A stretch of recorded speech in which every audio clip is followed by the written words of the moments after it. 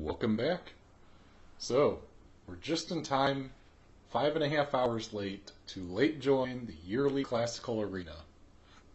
I did play a game over lunch, actually a couple games over lunch, but I've got quite a few places in the standings to make up. You see, I'm in 905th place, my opponent's in 1295th place. I believe I have 5 tournament points, and hopefully I can improve upon that.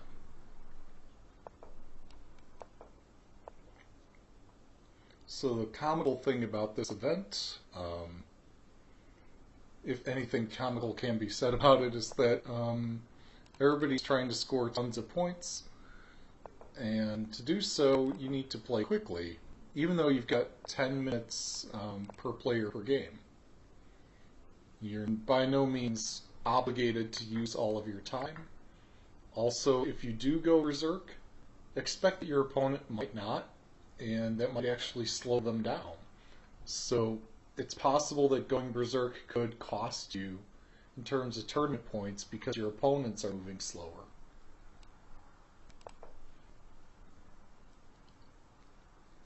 So I'm daring my opponent to take here and triple my pawns, because I don't care.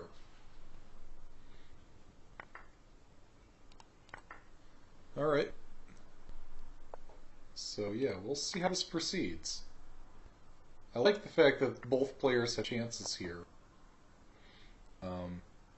Obviously, tripled pawns are not something you would typically aim for,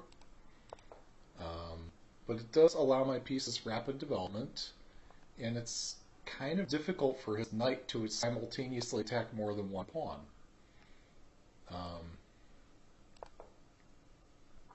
So this is going to slow down White's initiative on the queen side, if he ever had one. And meanwhile, I can start focusing... oh, I forgot that hits the H pawn. Well, we're letting a pawn go, guys. Bummer. That's just a pawn. I had intended knight d7 against that move, and completely forgot that knight d7 would leave the H pawn unprotected. So now my opponent has a knight on a good square. Now he doesn't. But at the same time, I'm still able to be effective in some ways here. Yeah, no, you're right. It is an outpost. I'm just saying that being a pawn down and having an outpost and having doubled pawns, while these might be things you'd be concerned about in an hour-long game or a half-hour-long game, in the context of a rapid game, these things are somewhat insignificant.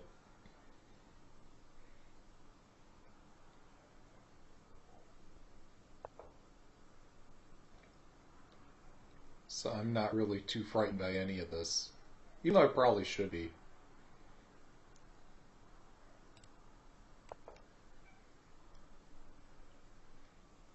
So I've kind of got a control or some sort of bind on dark squares over here. There's knights on the side of the board where there's nothing really going on. Oh, I suppose he's actually going to exchange queens. And I forgot that knight takes queen would protect the pawn. Thankfully, we didn't go there. So let's get out of the way of this business and start preparing moves like rook b5 to g5.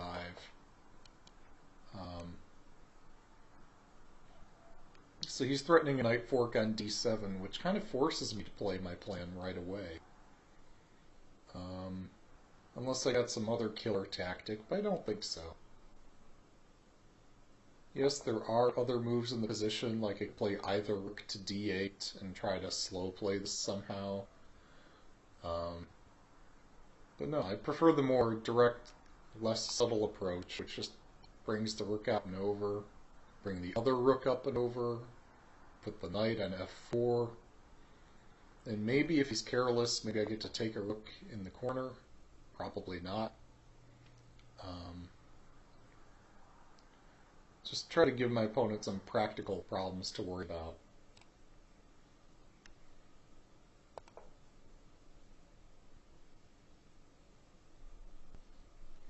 Now, of course, this position is kind of ridiculous. Maybe I need to start thinking more objectively and less hope chess. Where's the fun in that? I guess the fun's in winning. And winning by having earned the win as opposed to having gotten lucky. But, I don't know. Like early on in the game, I had the choice between going for an Italian opening or going for a two knights defense. And if I wanted more imbalances, I probably should have chosen two knights instead of the Italian. My opponent played the Pianissimo, which is like the least exciting Italian opening ever. And if I wanted a draw, I could have it, but I'm not interested in a draw. Okay, so we gotta protect our pawns. I don't see anything wrong with rook e7, so I'm just gonna play it right away. Obviously, he can't play knight e5. I'd just take it with my queen. So this discovery isn't something to worry about.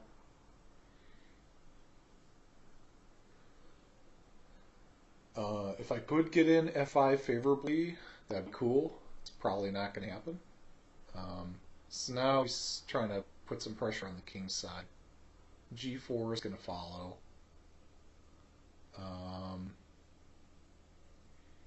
Yeah, I guess my attack is a bit too slow over there. I don't really have an attack over there because I'm not going to sack material like a madman. So back over here we go. And then we got to pile onto either the D or the E files. So, rook e4. You're talking about this, right? You want me to sack my rook for the pawn? Oh, yeah, no. E5 has been a long time in coming, and my opponent just completely refuses to see it. He must be going for something tricky or trappy, or just is completely oblivious. I don't know.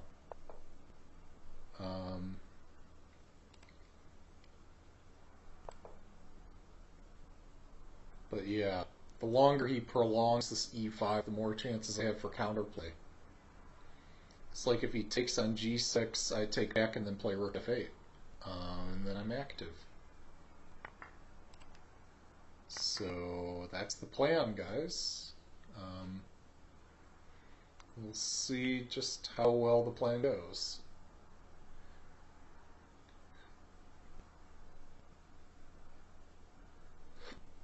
Pro tip, don't spend your tempi on h4, h5, h takes g6. If you're spending 3 tempi doing that, and at the end of it I've got an open f file and you haven't gotten anything, other than some concept of like king safety, but who cares? Then this might have been a waste of time. In the same sense that my rook lift going back and forth was kind of a waste of time, but it did provoke him to play g4.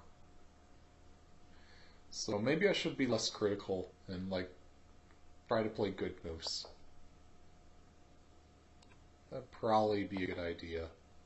So if he moves the knight, I can take the queen. And then he takes my queen, I take his rook. So my discovery is more powerful or potent. And now we get to have some fun. Obviously his queen's not going too far. But just being able to poke my queen this far into behind enemy lines here is pretty cool. So I've got many squares that my knight could move to. Multiple choices of how to utilize my rooks, and I still need to commit to something and play it. Yeah, I shouldn't push g5 to anchor the square because g5 weakens my king too much. It's just kind of a waste of a move. Yeah, you're right. White's just falling apart here. Shuffling his queen, moving his pawns. He did try to lift a rook, but it just didn't quite work out. So I have to give him credit for trying. Okay. So now I threaten two different knight forks and the pawn on c2. I don't know which is going to be the actual target here. Also, rook f3 might be an idea. I expect rook e to d1. I'm not sure exactly how to follow up, but I don't know. Just like White's position is crumbling here. It's looking ridiculous. Actually, if he does rook e d1, I take the rook and then fork, and that's one way I can gain material, which wins in exchange, plus the e pawn, getting me back my pawn, and I'm up in exchange. There might be better. If he plays rook cd1, same deal. Okay, queen e3. I think I have knight f3 here, right? I mean, it's kind of obvious. So here we go. Oh wait, so the point is that protects my queen but doesn't really gain anything.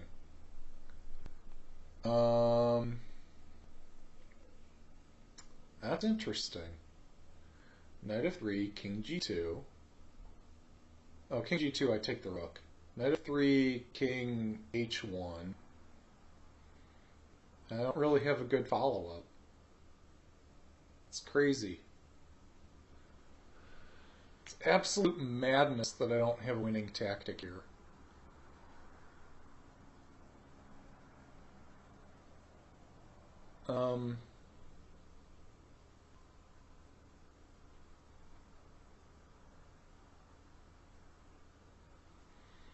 I mean, I've got knight f3 and queen c3.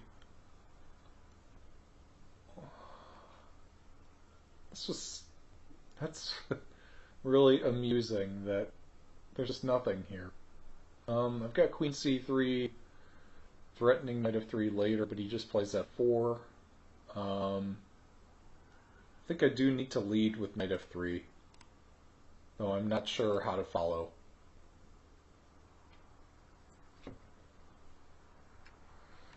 But I do have an advantageously placed knight.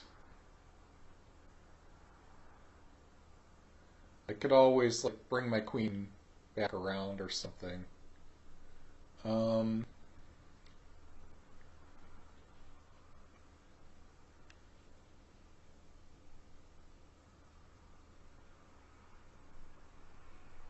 Okay, so if I trade queens, I can win the e-pawn, which is not exactly what I've been hoping for, but it wins a pawn. If I play queen c3, everything's still up in the air. He plays rook e2 or rook d1. I don't really see a way to continue attacking, but everything's still up in the air and it's really scary. I could maybe bring my queen via f6 to h4.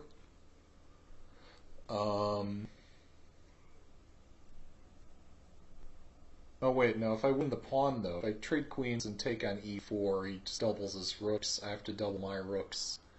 And he can gang up on the pinned piece. So I have to retreat.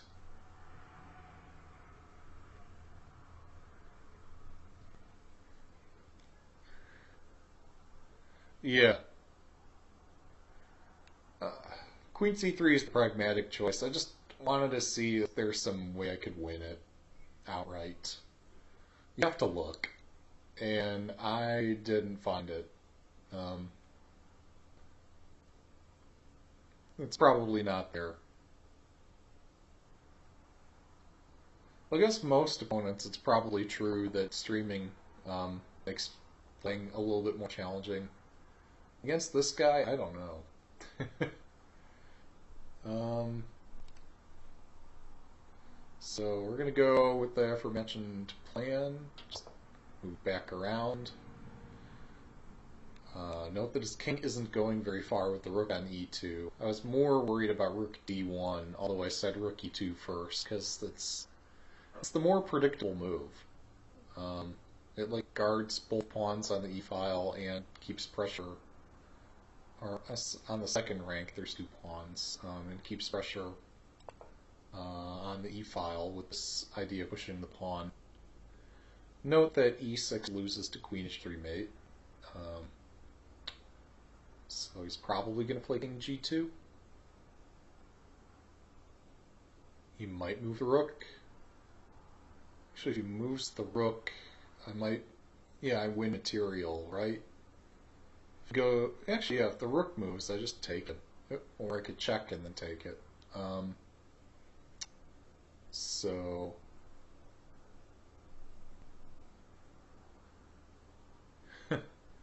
Yeah, I thought that was the case, but yeah, thanks for ruining the surprise element there. He might still play it. He might do king g2.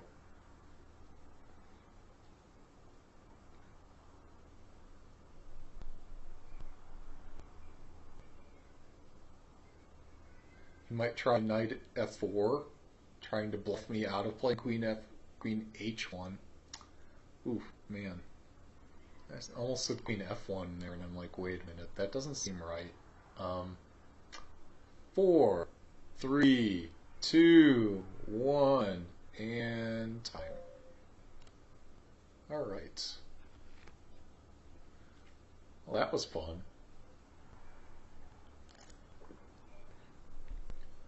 So yeah, I could have played the two knights defense instead of the Italian. That probably would have been the better choice, given the tournament situation. Alright, King's Gambit. Here we go. Let's see.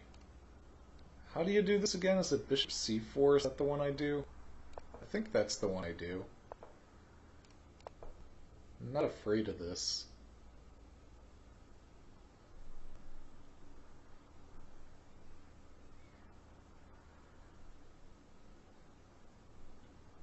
Back in high school, I was playing in a tournament one weekend, and some dude played this against me, this particular line.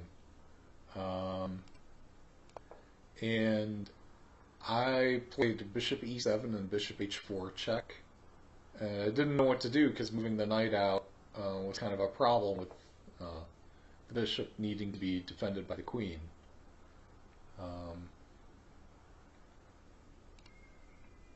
Tic-tacs? Yeah, tic-tacs! Oh, okay. Yeah, that works too. So this is a good opening choice given the tournament situation. Okay, yeah. Get ready for the next game. But yeah, somebody played that line against me, and I realized I even deliberated a while before playing bishop e7. Wait, is there not just d5? Okay, I don't know what's going on in that game. But here we go. That was a good opening choice. But yeah, I think I lost that game after a long, difficult fight. And so that just impressed upon me how strong that particular line is where that check is permitted.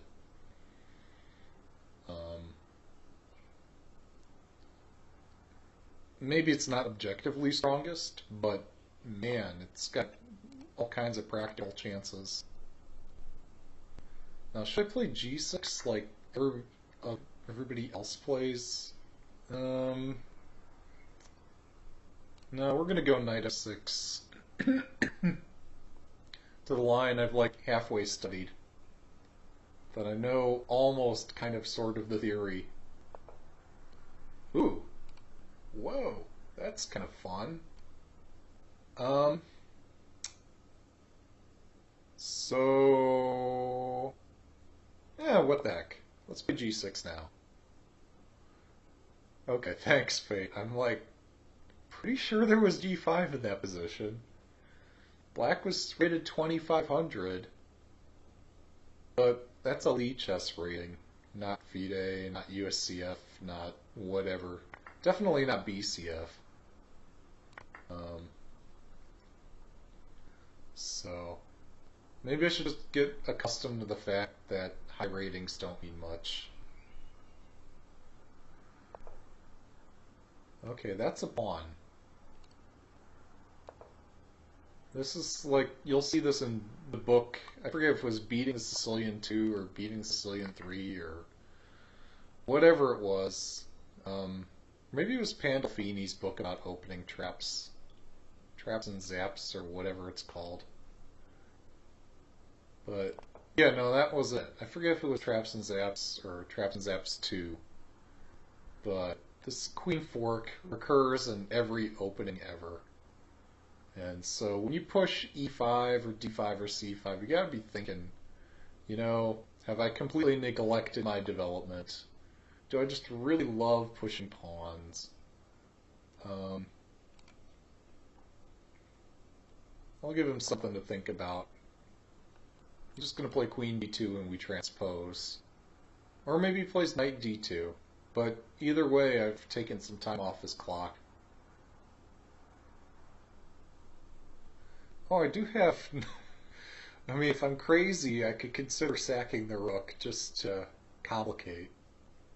That would be completely crazy. But yeah, knight d5 does protect the queen. Just has a slight downside.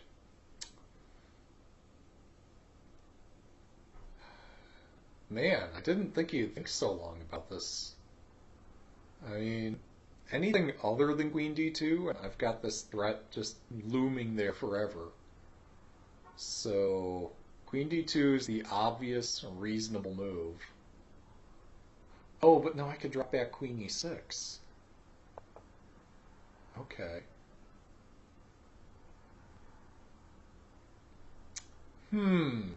So how do I trade on e2 before we can move his knight out?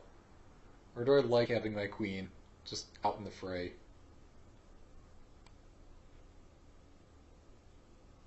Yeah, okay. Yet another transpositional possibility. Although the bishop's now on d2 instead of c3, but after we exchange on a6 and he plays queen e2, that's similar. I guess he's just trying to find a way to castle. And it hasn't occurred to me until now that I've actually been preventing the possibility the whole time. Man, you'd think I would figure these things out before playing the moves. Alright, is he going to play c4? Nope. That's not c4. Okay. Well, we're going to go back to the whole... Actually, he still can't castle. Yeah, I just castle. If he takes, I take back, and he wins my pawn, and I take his rook. Any takers on whether that's going to happen? Any takers? Going once? I'm kidding. I don't bet. But man, if we had Zug's bot in here, the betting would be very real.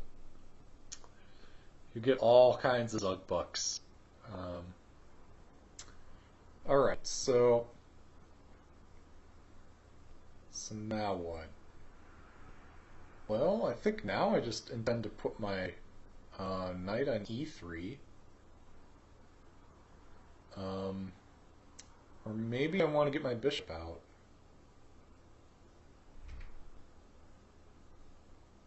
Yeah, I think I'm practically winning material with this move. If not actually winning material. There we trade, and I mean, yeah, this is creating all kinds of threats. Worst case, I'm still forced to liquidate on e2, but I don't think it's going to come to that. So I'm thinking bishop takes, rook moves, bishop d4, rook f1. I don't have a mate. But then, after like bishop d4, rook f1, bishop c3, He can't move any of his pieces. So, there's that. I don't even know if I want to provoke rook f1.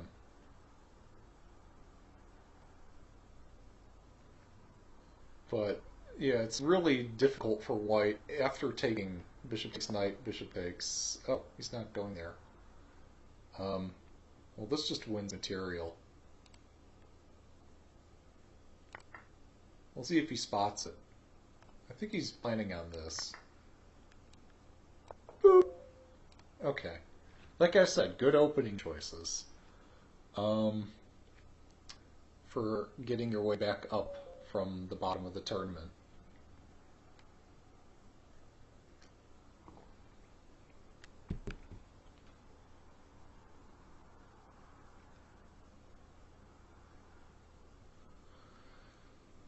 Oh, well, this might be an easy win.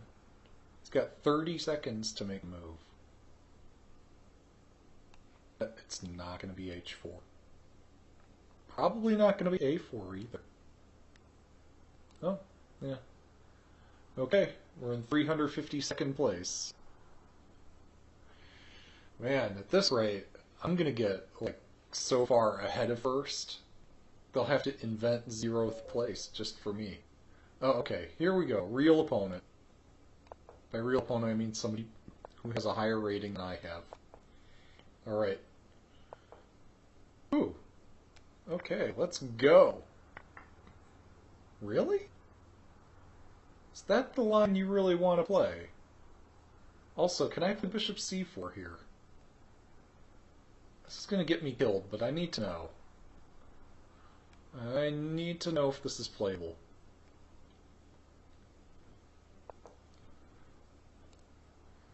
Why do I need to know?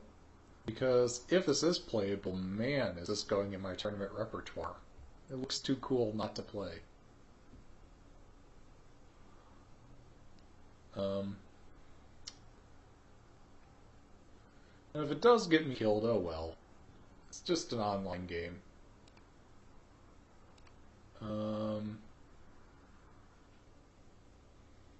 So do I play d4, or do I take, or do I play d6? d6 looks crazy. I want to take. I'm not really afraid of anything here.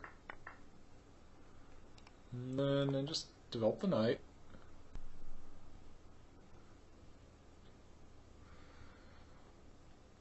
I mean, yeah, losing an online game doesn't have nearly the same consequences as losing a game that takes multiple hours.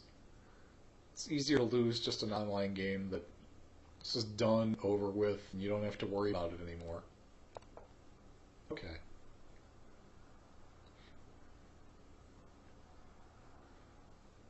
So yeah, that's what I had planned as soon as he moved the bishop, is to check. He might be able to get away with king d7.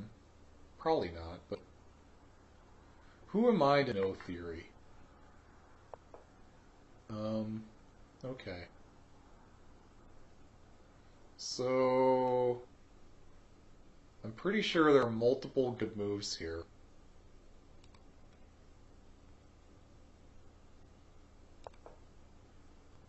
Pretty sure there are multiple good moves. The inclusion of d5 is very much to black's benefit compared to bishop c4, queen h4. You know, you're probably right about that. I really like my pawns, but there does have to come some reasonable limit as to my pawn grabbingness. If I play d4, we trade here. I take his bishop. So that's not happening. Can I just castle?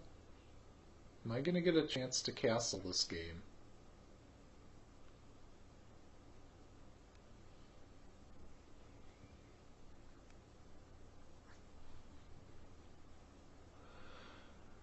Yeah, for sure, my grabbing the pawn, I'm not even up material, but my just being greedy here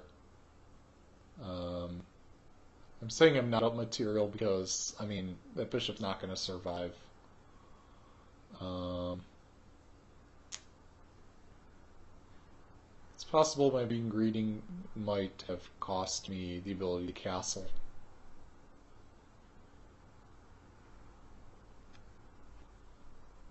Meaning I'm going to effectively be playing down a rook if he manages to stop me from castling.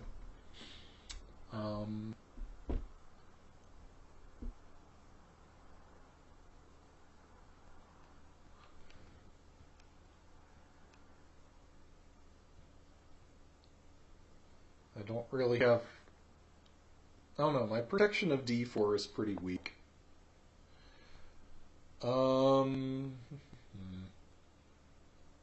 I'm concerned he might play knight a5, although, I mean, what's the worst that happens there? Okay. Wait, I can castle kingside. That's unexpected.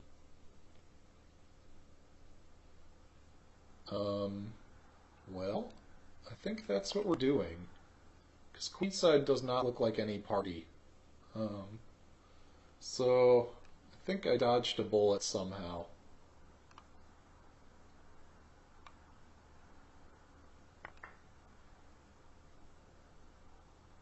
Okay. Now I just played d5. He's got to move his knight. I take, he takes my queen, I take, he takes back. Do I have anything better? d5, I don't know.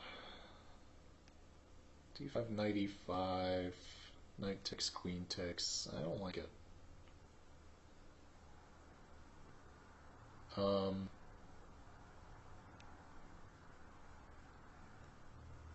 e5 just seems like completely the wrong thing to do in this position. The right thing would be if I could somehow develop my remaining pieces and use that development advantage, I don't know, to induce some kind of weakness.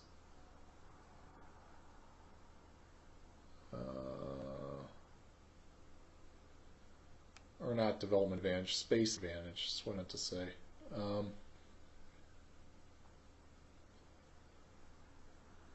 Looking at queen d3, queen b5. Queen b5 looks like my most reasonable try, although it's... I don't see what it's doing. Queen d3 sets a trick with knight g5, but he's going to see it. And probably also respond knight b4, and I don't have anything there. Yeah, I'm just... tempo down.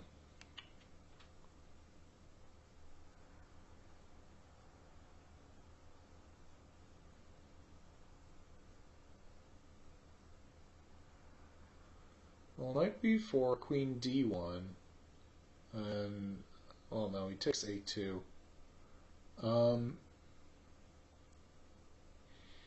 d5 might not be so bad. It looks like a waste of a move, though. I don't want to waste moves.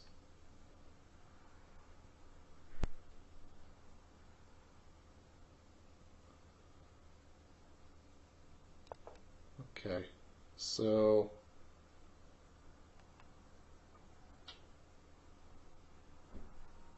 Seek, you know that I'm not an admin, right? There's nothing I can do for you.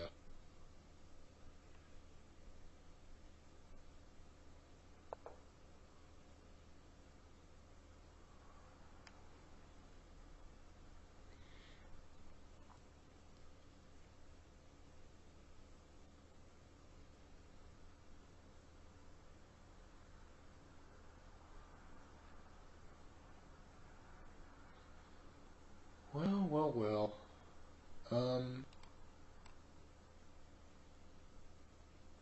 Oh, hang on. I need to just finish my development.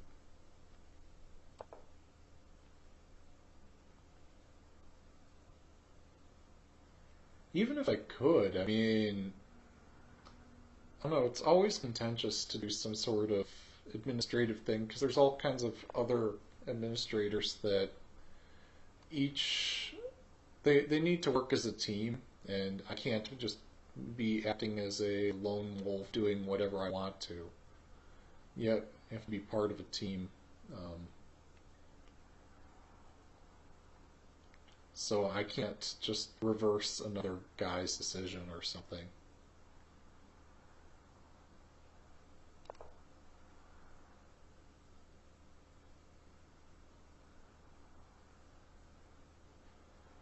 Yeah, I just recommend that if something happened wrong, you have to go through the appropriate channels to get it resolved.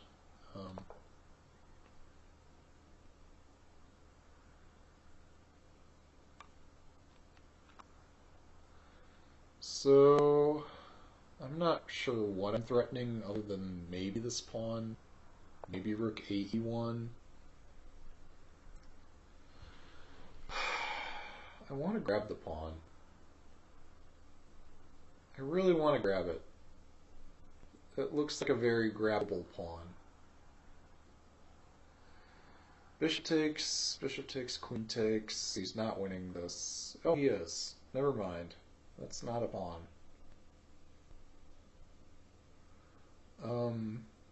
So maybe I play rook e1. Maybe I play rook d1. Maybe I throw in d5 just to confuse everything.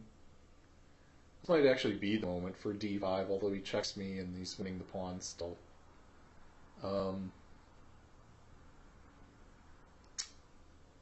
Man, this sucks.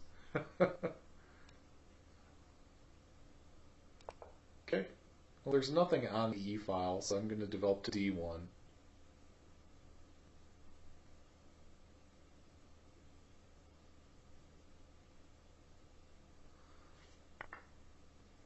Oh, did I miss this? Well, okay, that's kind of a shame I missed that.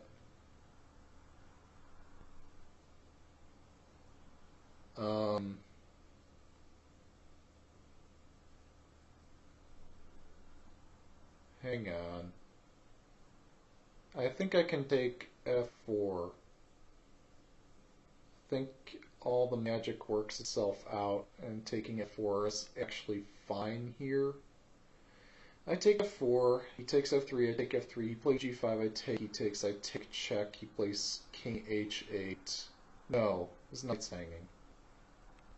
Yeah, we're taking this. I got 2 minutes 45 left. I think I'm okay to take that. That's the sort of thing I would actually like to see tactics trainer puzzles include a little bit more of, if that were possible. That is a tactical nightmare. Right, so there's that variation as well. So I take here. Okay, I'm surviving this.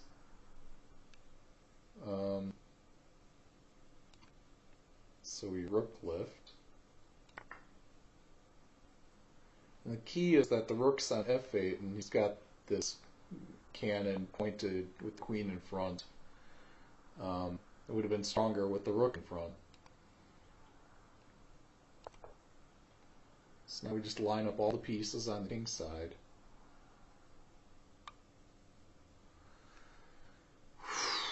That was intense.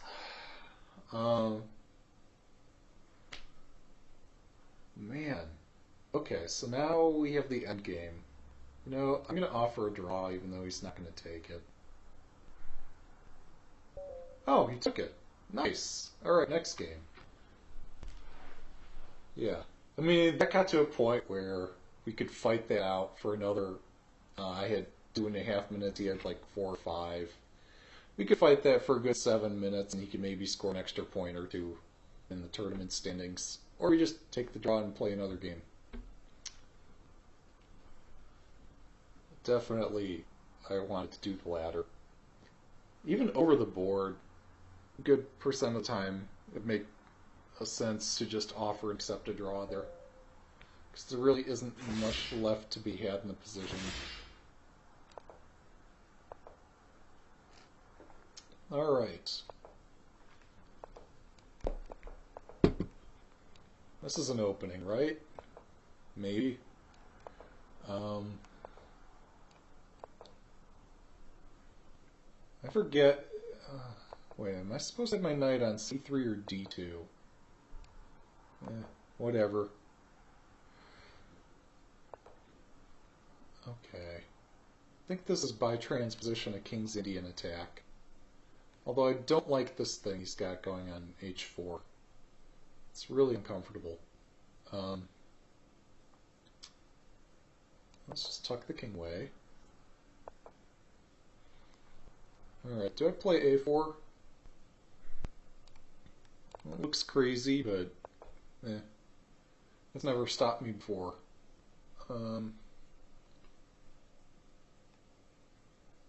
Okay. Where am I going?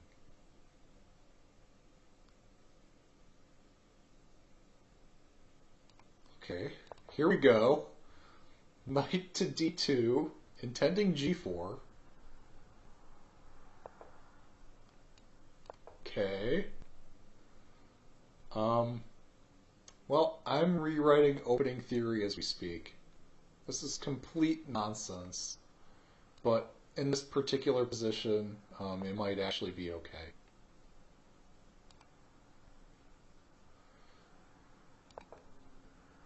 I mean, how often do you do this? Can anybody name any opening where this happens?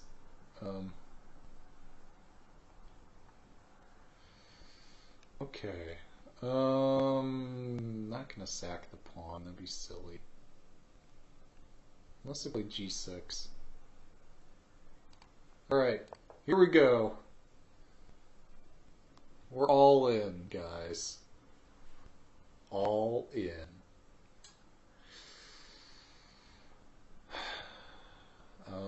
This is gonna be potentially fatal, potentially disastrous, potentially awesome, but you don't put all your eggs in one basket just for that. So we're probably in some reversed something or other.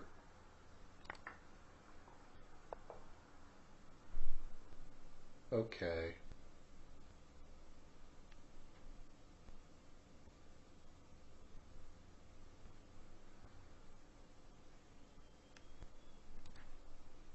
Well, if I take that, he's going to do f takes.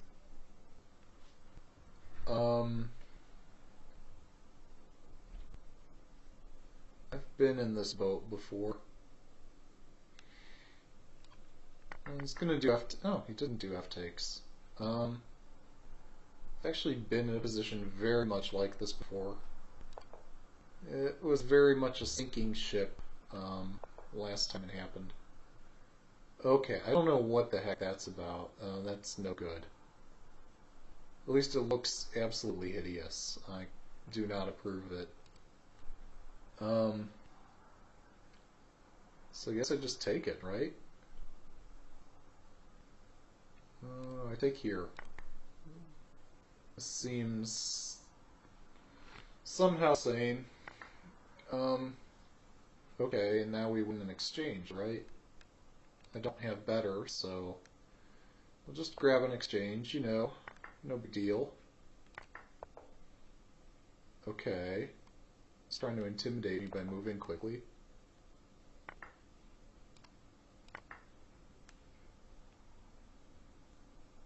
I've got c2 covered, thank goodness, and e2. Alright, have a good one. So now I just wait for him to forget that I'm attacking stuff, and the rest is history.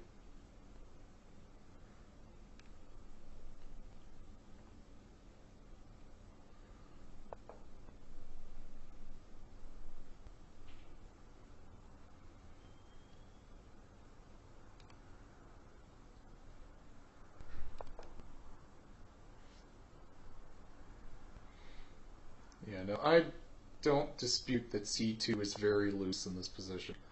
Whoa! Okay. Yeah, that's one way to play. I can't trade queens. Or rather, if I do, that loses material.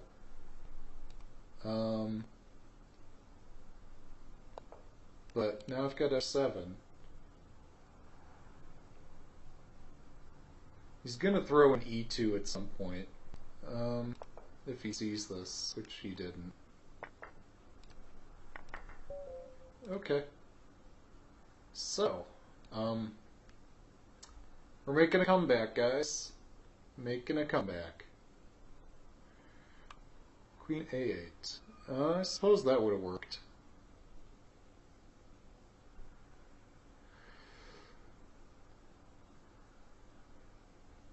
Yeah, I guess it's difficult to adapt when you're the one making all the threats and then suddenly you come under attack. That can be difficult to mentally adjust to. I presume he's been playing much of the tournament. I don't know how much, but maybe I presume too much. Maybe he's just not comfortable with this 10-minute time control. 10 minutes is really quick. Okay. Here we go. Actually, that was we both went berserk, so that wasn't your normal 10-minute. That was a 5-minute. Okay, so I've somehow transposed into something. I was going to say I've completely messed this up, but apparently I'm doing okay. So, we'll take it. This is loose if he plays bishop g5, which he's not playing. I can check now and get rid of his castling privilege. I don't see any reason to avoid that, so here we go. This is what happens if you play just by memory or by rote. Sometimes you'll get into unfamiliar positions and not recognize it. Actually, he can't... Well, no, if I delay trading queens, he just takes e7. So, I'm taken here. And castle. I'm sure he's just going to play rook e1, castle by hand and stuff. And that's okay. I can only be so greedy. Oh, I should have played bishop by5. Can I still play it? Bishop f5, bishop c2, c4, c4, this is pinned. Bishop there, he plays d4. Duh. Okay.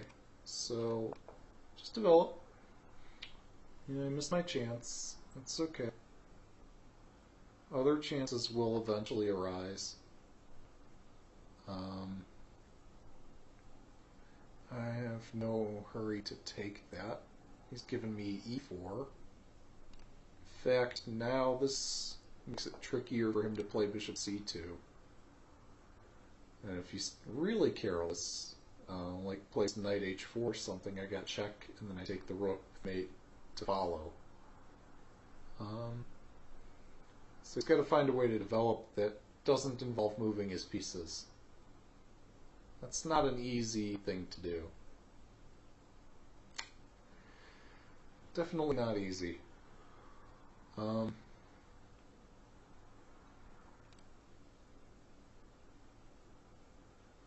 Wait, so if I take d4, he's got to take my knight. Because otherwise I get a clean pawn. Wait, I might be confusing myself. I probably am. My key point is that if he doesn't take my knight, eventually I'm going to get to play knight takes d4. But if he does take the knight, I've still got fun stuff I can do. Oh. Yeah, trade off all your active pieces. Sure, why not?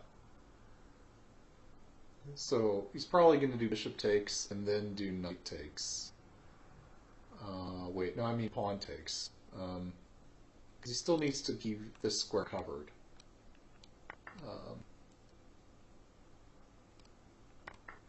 So pawn takes is the only way he can recapture. But yeah, I've made this really uncomfortable for white.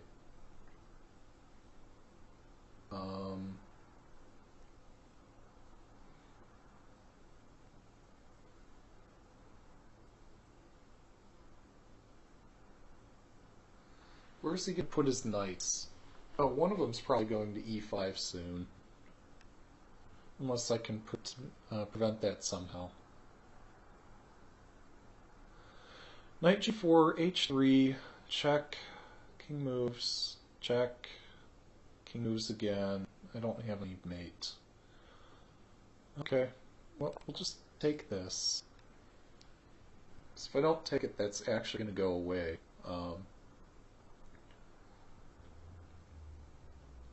And it doesn't harm me to give this check either.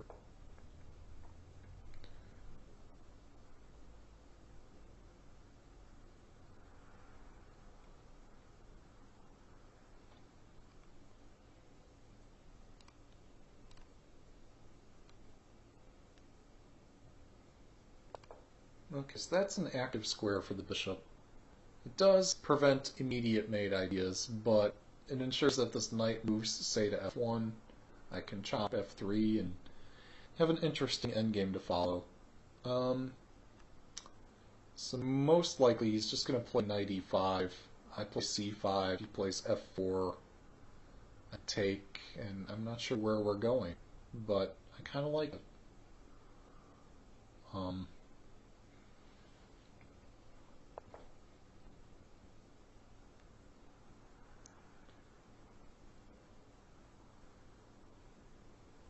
So I'm not sure where this is going either.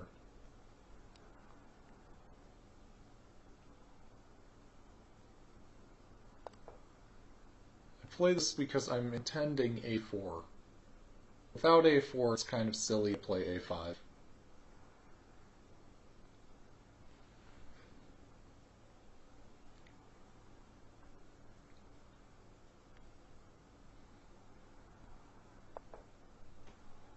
Okay, so finally he's dealt with the back rank mate idea. I still get to play a4. So this anchors these pawns on dark squares. I might still have ideas with like bishop h3 follow it sometime. Looks like that's not going to happen.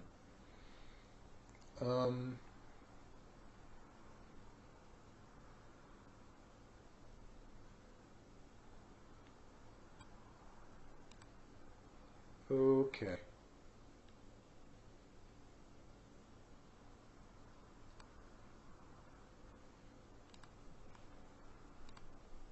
I guess I have bishop here, so I should try to open this up.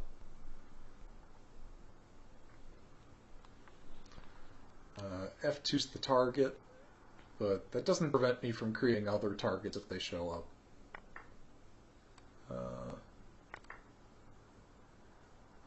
So I've got a bishop hitting that. Very soon I could have a knight there. Could maybe get my rook on e2. There's all kinds of ways I can hit that. I also have the possibility of just trading an f3. Oh, but he might not do knight takes. He might do king takes.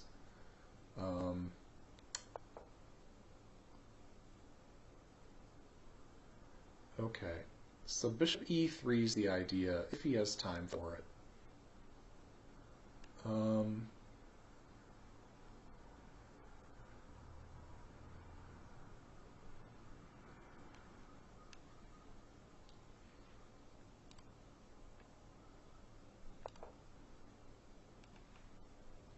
So he's got bishop e3. He's not losing the pawn outright. Well, actually he is. I lied. Because after he pins my bishop to my rook, I have bishop b5, protecting the rook.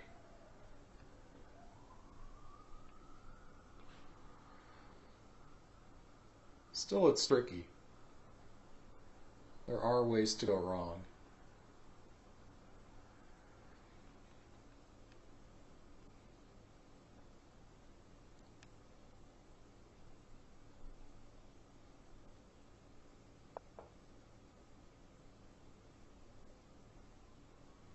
Okay, he's just electing to give up the pawn to get the pin. That doesn't help him.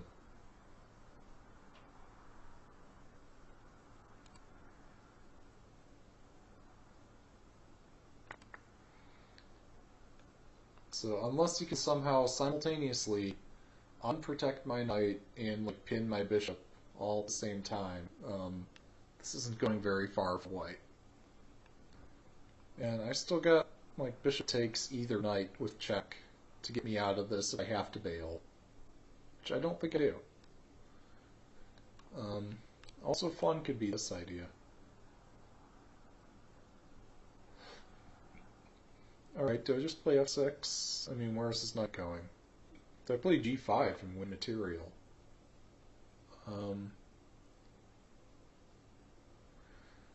So I take, rook takes, I don't win material. g5, I don't know. It's tricky. So I'm intending knight d7, that's the idea. So maybe I'll just drop the bishop back. Or maybe I play d4, knight d7 anyway. Just allow it to happen. I don't know. Let's just keep things calm. Simple. Not have to deal with sudden attacks on our pieces. And if he plays rook c1, I just drop the bishop back another square and just keep retreating. We've taken our pawn, we've damaged the king's side. Rook e2 will follow at some future point, but I can be a little patient. Can develop all my pieces and then resume attacking.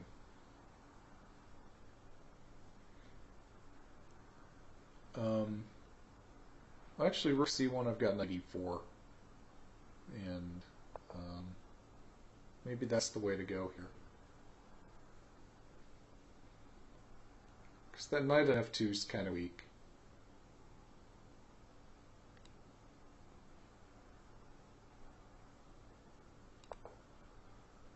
Now, there is that exchange sack possibility just to try to confuse me. Get opposite colored bishops, except I'm up in exchange at a pawn. I don't know. But if he does nothing, I've got g5. So he's got to come up with some idea. Probably the safest thing to do is just knight f3. Just go back.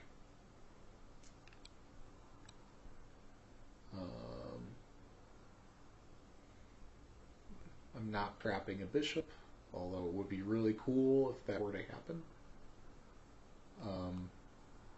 Also, if he doesn't play this, I have bishop d4, and then I can take this pawn, and then take this pawn, and, you know, once you've taken all the pawns, pretty sure that's, I don't know, pretty close to a victory condition.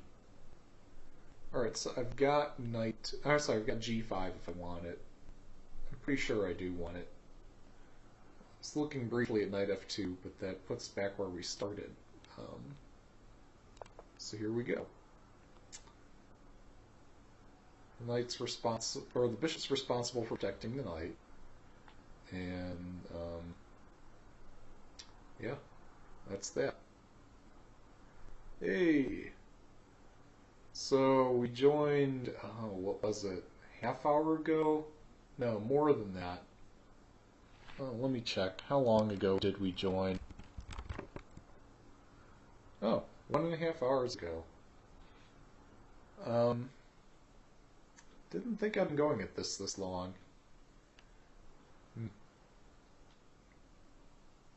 was pretty sure I joined when there was 2.5 hours remaining.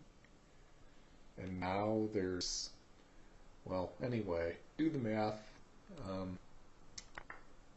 I didn't think I'd been doing this as long as Nightbot thinks I have. I think Nightbot's mistaken on this one. I think it's just going for an hour, but yeah, we've been climbing the ranks very quickly, is the key point. check. Possibly I had better than that check. Probably not, but possibly.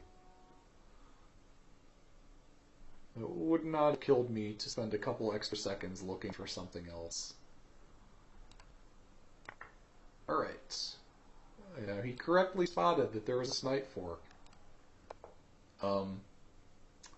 But evaluation's kind of important too. Can I play f3?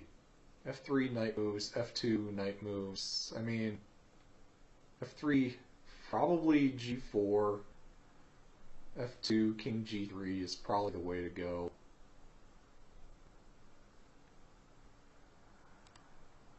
We're doing it, guys. This is ridiculous. Nice. Okay, he knew I was serious about winning that. So he conceded. Alright, here we go. King's Gambit number 3. If I'm counting correctly, which I'm probably not at this point. Alright. Nope. There's a slight tactic there. So don't play knight f3. Not that tempo. Now if queen g4, I take f7. We saw that in a previous game. We'll probably see it again. But not this game. This game we have an opponent who can see 2 moves deep. That sounds like a band name or something, 2 moves deep. Somebody get on that.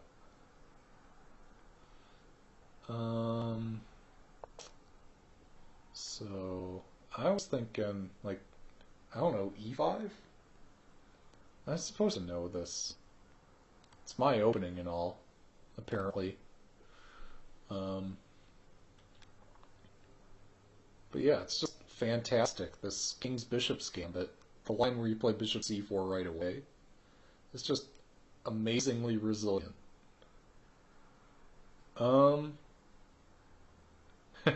Yeah, I'd recommend this site, lichess. It's really good for players who are just looking to, I don't know, play some casual games. It sounds really cruel, but it's what people enjoy doing. People don't enjoy playing competitively. So if you want to kick back, relax, and play some games, this is the place to do it.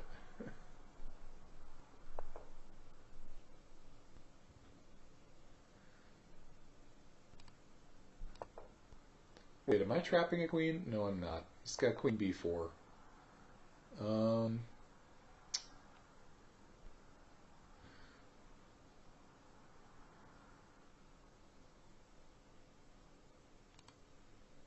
Man, how come I'm not trapping any of his pieces?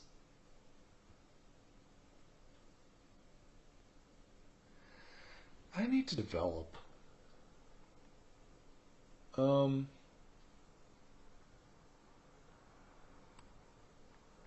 Okay, no, this actually helps develop.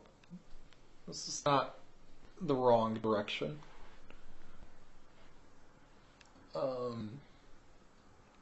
Oh, right. So if he goes queen d8, I have bishop g5.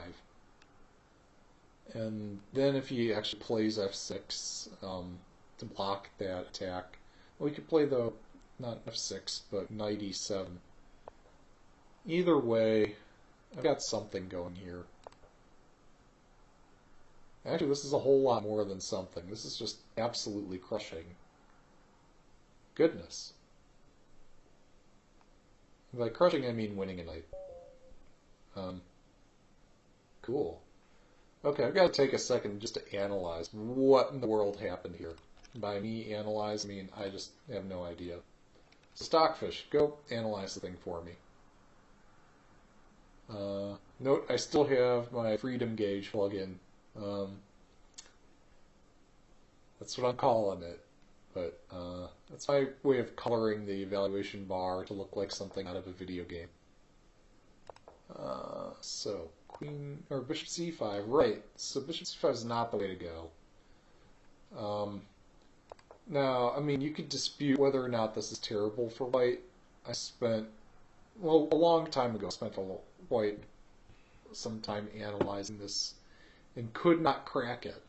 Um, Definitely figured out that that's out of the question, but I mean, that's all up for debate. Let's see, did I mess up here at all? It's saying that oh. Yeah, don't play the King's Gambit, guys. It's a terrible opening. It's just refuted. It's inaccurate. So that was my inaccuracy that game, was F4.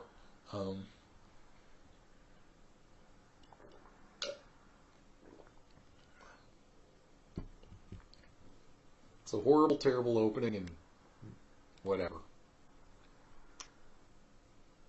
Trust the engine with your life.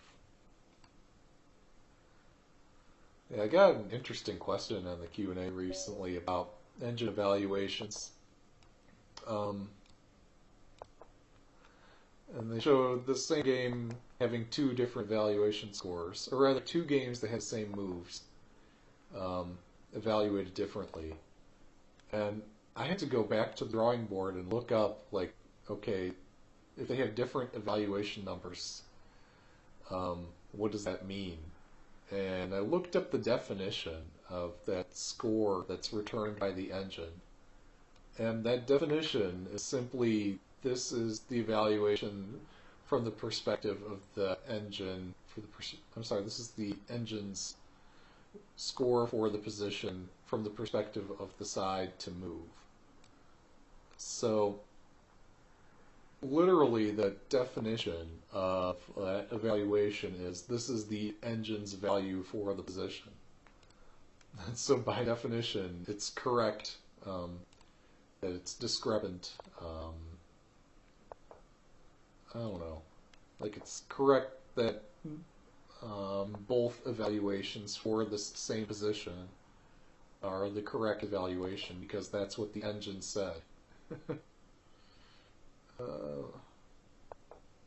Oh. Whoa. Really? Okay. I've been here, done that. It's been like, I don't know.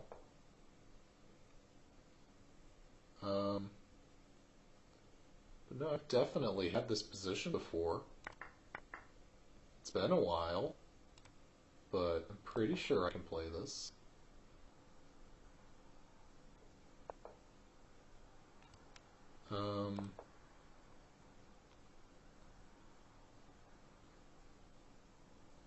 Oh, dare I go into that endgame? Actually, I might want to just keep my knight on d4 and play c6, force him to exchange, and okay. He's trying to ruin my fun, guys. Fun ruiner. So I might play bishop c5.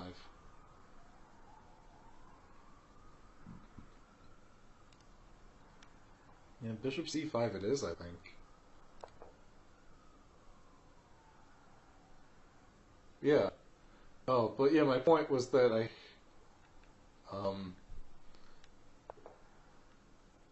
this question in the Q&A had to do with, are either of these evaluations incorrect? And I had to come back to the answer, no, they're actually both correct, even though they're different from each other. For the same position, both evaluations are, by definition, accurate. So that was special. So I'm trying to force him to move the knight, so he can't do knight takes e3 at the end of all this.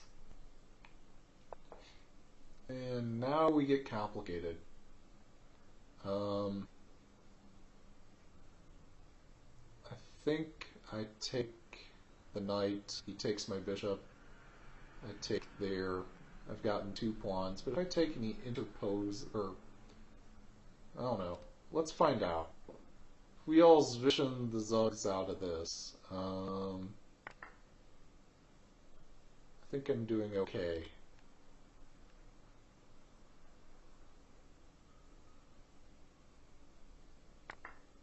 I'm forced to take here. I don't even know what I'm thinking about there. Um, wait. I got to do the first... How did this work out? How am I up a bishop? What happened there? He attacked I took a piece. He took my pawn. Okay. Now I understand. I'm like, wait, I'm up material all of a sudden.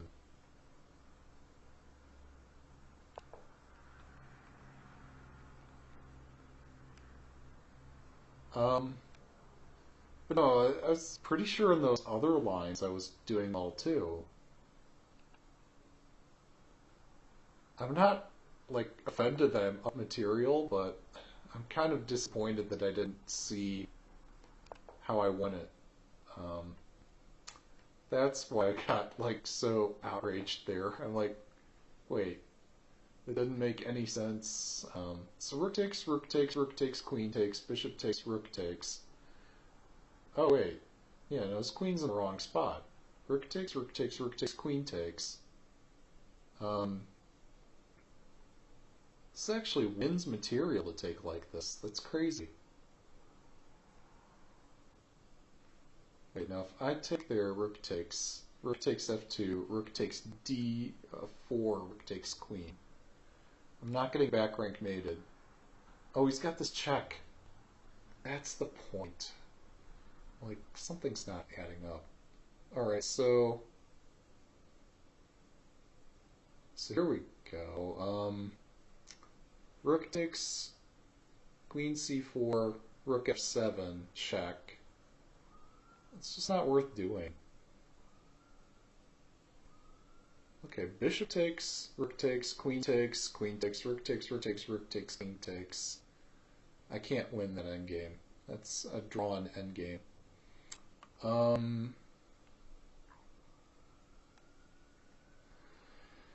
I don't have any tricks. We're just going to have to play normal chess.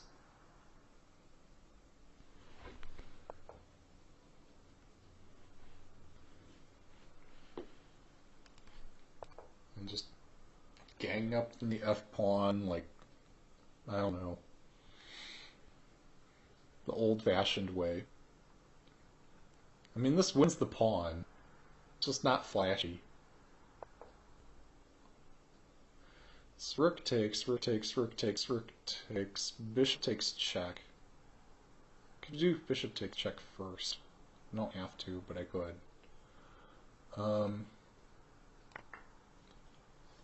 But regardless how you slice this, I'm winning that pawn.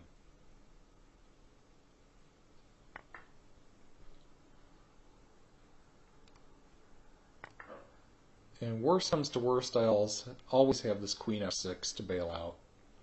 But we're not going there. We don't have to.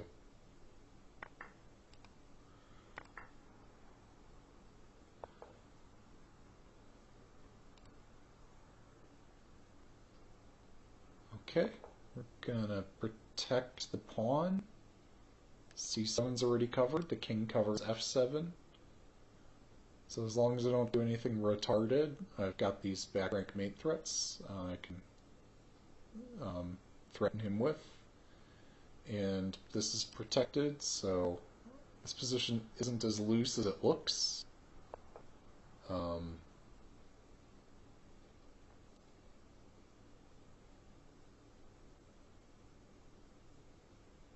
So do I do d8 or d6? It doesn't matter, does it? Do I go a5? Yeah. a5, I'm threatening e1, and then you can't do anything to stop it. So, I mean, you could play queen f1, and then I play queen e1 anyway, and it's not mate, but, okay, we've also got this. I can't believe he missed this, but he did. Oh, and in my... bishop f2 would have been better.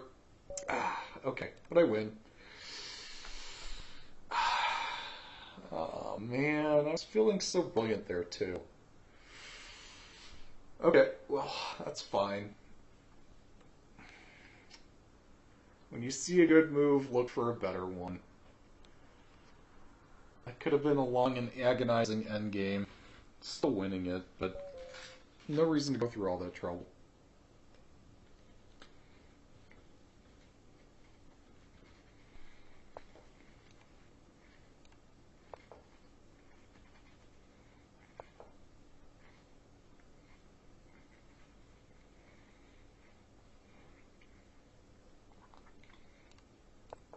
I've heard that d5 is what you're supposed to play against the Grand Prix.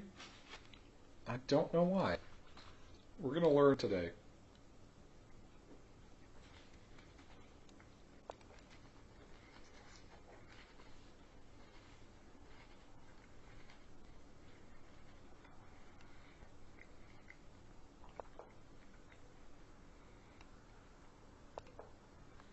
I hope this is why. I really do.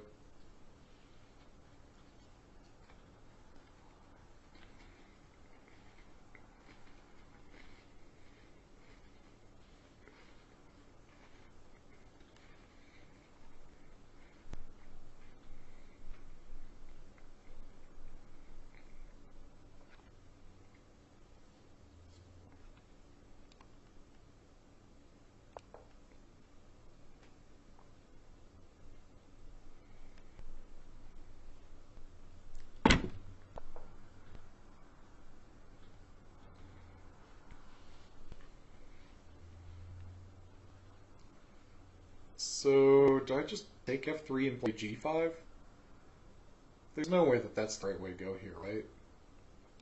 Let's just develop and hope that the answer presents itself.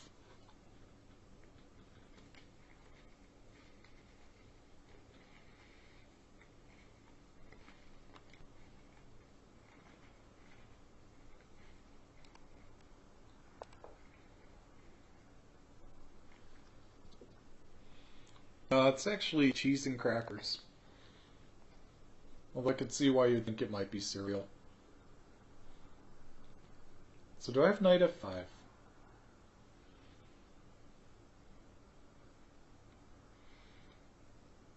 Knight f5, bishop takes c5, bishop takes, pawn takes, knight g3. I mean, this looks too fun to pass up. It's probably wrong. Maybe I shouldn't have spent that tempo on bishop e7 earlier.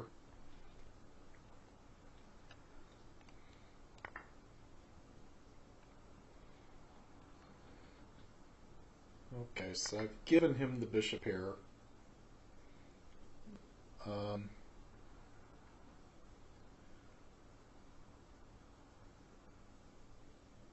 Is there anything fun I can do in this position? I think this is going to be fun. I think he just castles and I plunk a knight on g3 and it's about as fun as it gets, I suppose.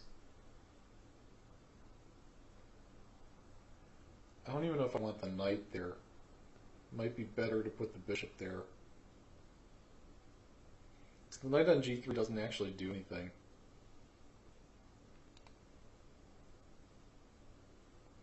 So if I do bishop there, bishop g4, I take the pawn. Takes my pawn. It's boring.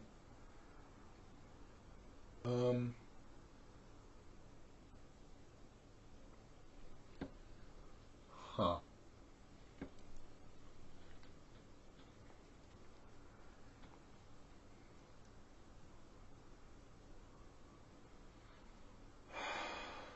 So I don't know. I just feel I should have something here. Alright, d4 it is.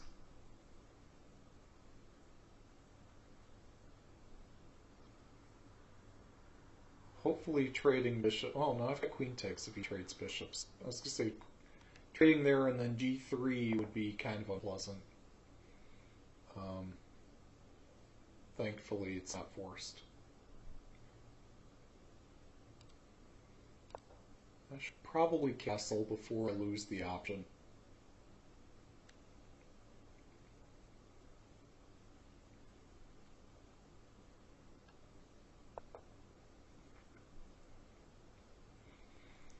I'm pretty surprised to see this.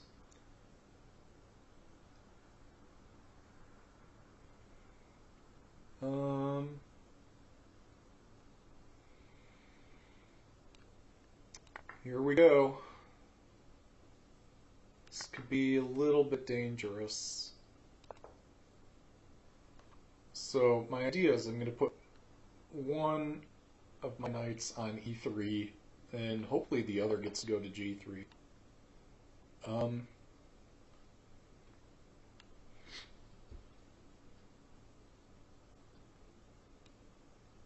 Right? There's no point in forking the queen and bishop. I'm not interested in getting back. Well, there's no bishop pair anymore because the other bishop's gone. But I was going to say, I'm not interested in trading my knight for a bishop in this position.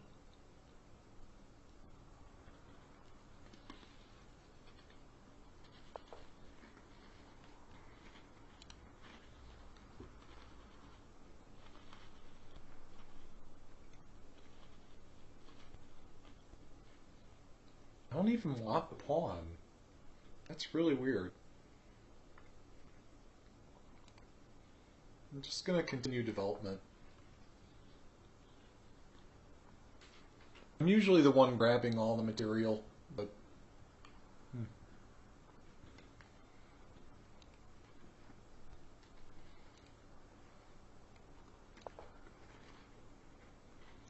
this initiative looks like it's worth way more than material is worth.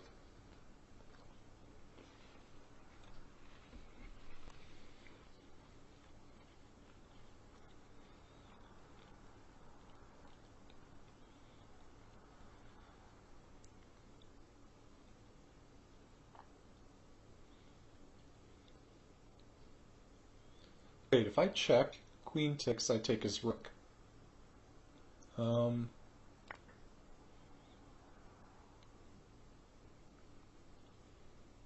So the queen's overloaded defending both pieces.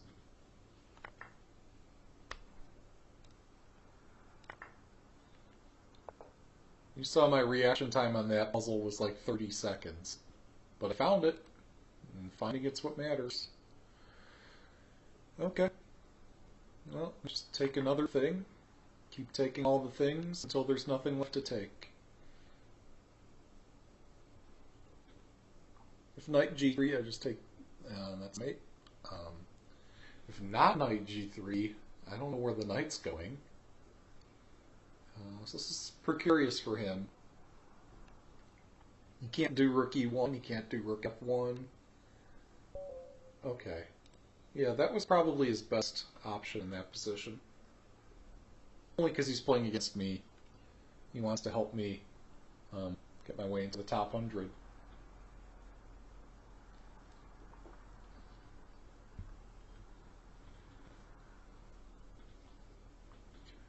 So, when we started this episode, we were in like 1200th place. We've made it up to 114th. And at this rate, like I said, they'll have to create a 0th place in the tournament. Oh, g5. That looks risky. Wait, have I studied this, and is the move h4? I don't remember. g5 looks ultra super risky in this position.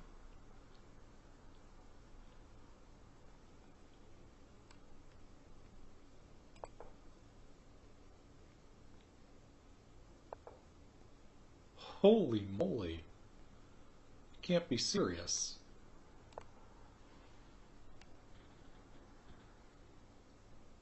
Maybe knight f3 instead of h4 was called for.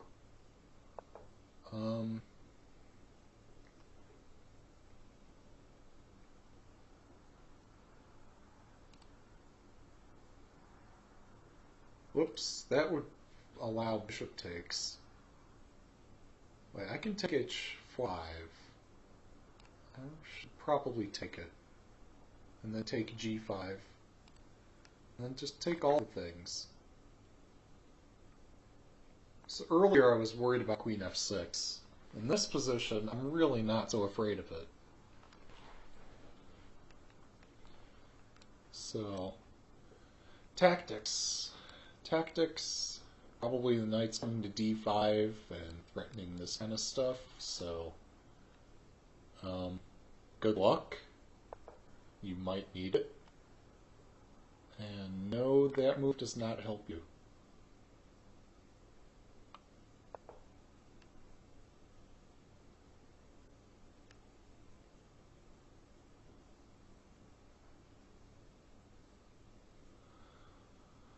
Okay. Do not panic. Okay, so I'm up a bishop. Oh, hang on. Here's how we make things more complicated.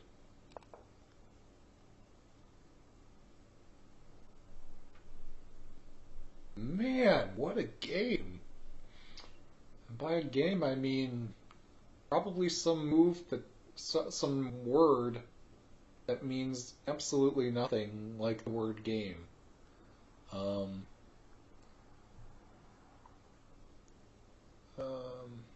don't know why the word move came to mind there. That's probably because I'm waiting for him to come up with a move. So his everything is pinned. I could take the rook. Seems like an anticlimactic way to finish this combination. On the other hand, what else am I going to do? Could go back and...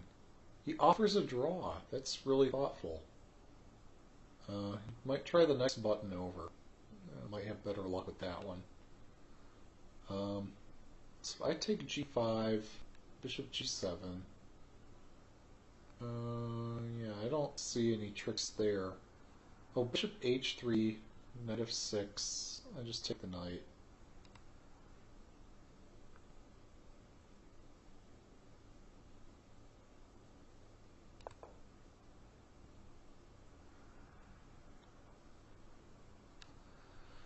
Hopefully that was a reasonable way to play from here.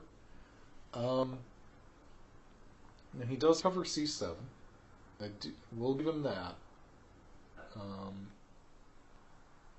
Thought he had some tactics here.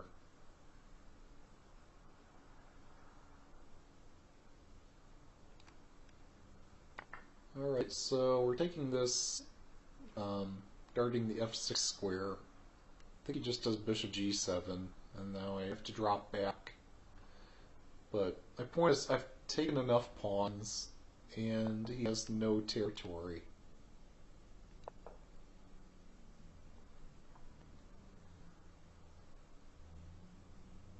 So...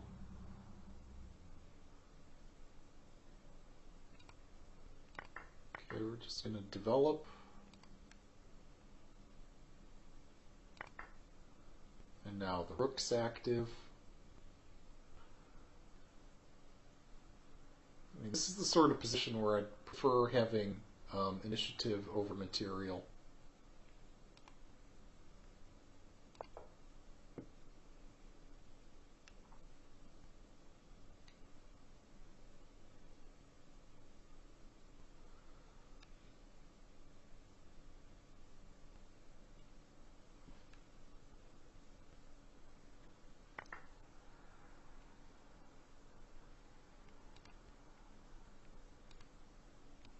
Yeah, we're going to take there, and I guess develop the rook.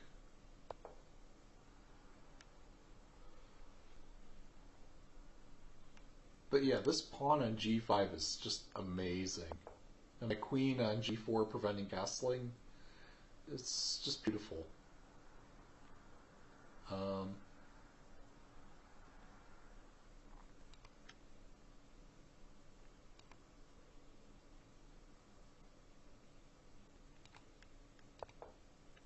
This entire position is like a Picasso.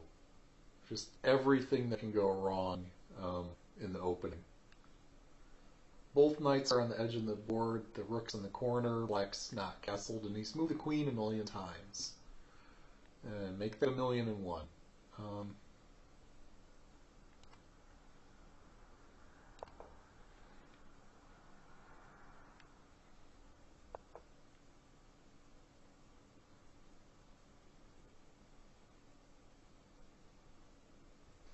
So, let's see.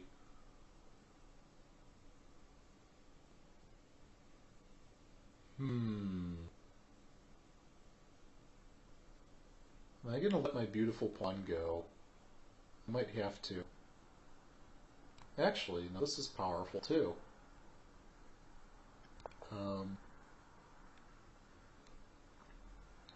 So now we could play knight h6 and attempt to develop this knight.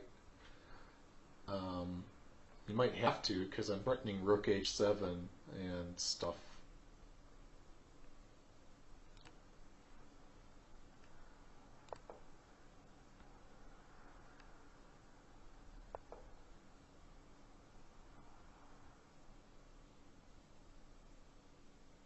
Wait, can I play g7 here?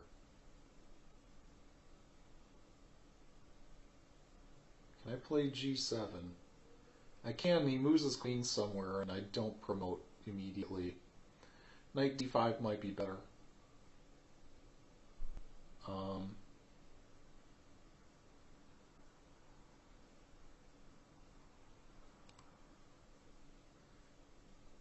Yeah, just completely maximize the utility of our pieces here. So if he plays knight c7, I've got queen d6 check. That's pretty much all she wrote. If he doesn't play knight c7, I don't know how he's moving anything forward. Obviously the knight can't move because queen d7 mate. His queen doesn't have very many squares to go to. I guess it's only got e8.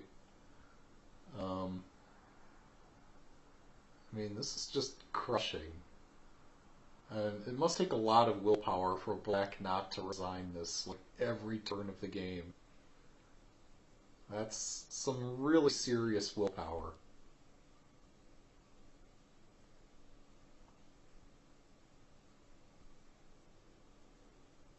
That's, I guess, admirable from some point of view.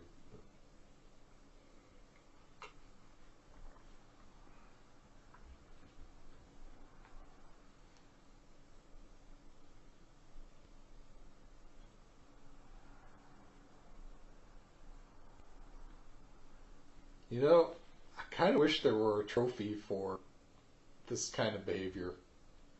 Just somebody who just is so stubborn that they keep coming up with moves no matter how bad it gets.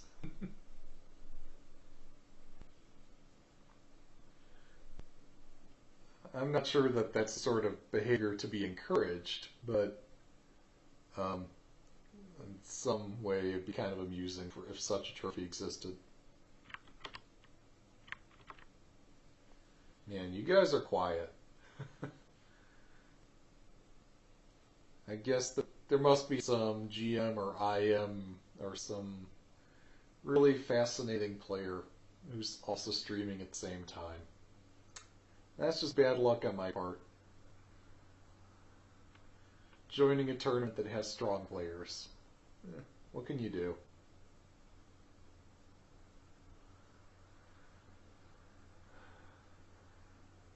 Oh, that's fine. I forgot what time it is.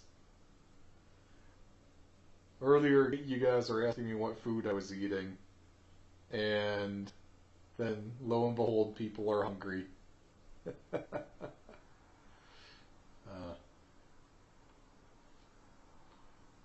Well, this fellow seems to be thinking.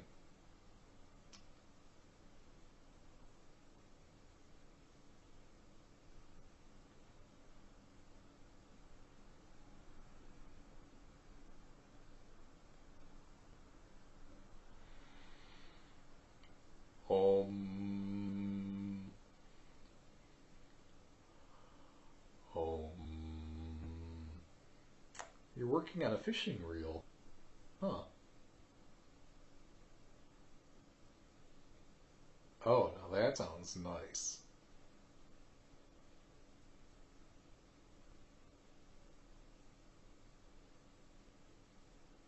Yeah, that sounds really nice.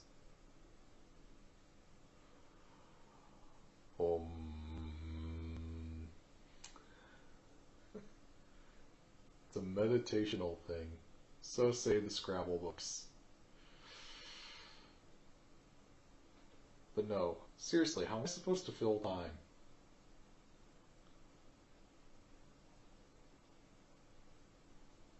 Oh, um, I guess I could mention that I've been doing a little bit of learning on the whole machine learning thing.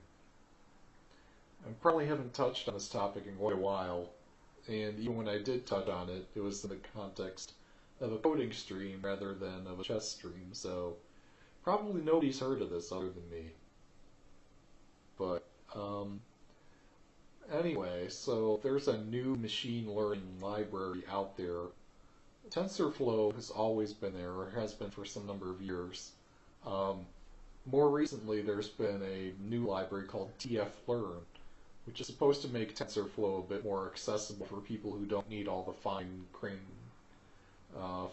level controls over every last aspect of how a machine does its learning. It comes up with some useful abstractions that you can use to simplify your coding tasks. To that end, I saw some videos yesterday about this fellow who goes by the name of Siraj. I'm sorry, that is his name. My apologies. And, wait, do I take F6? Do I take D6? I want to take everything. And yet I can only take one at a time.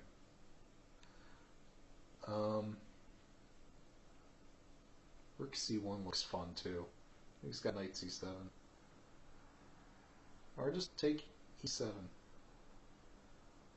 That's the easy way. That's the coward's way out. I'm gonna do it. I've taken the coward's way out. So yeah, you come up with these videos that explain in more tutorial, I don't know, in a very interactive way, how it is that you go about using these libraries. So wait, I played G7 here, right? G7, rook takes, pawn takes, queen check. G7, queen moves anywhere, promote. Okay, so anyway, like I was saying,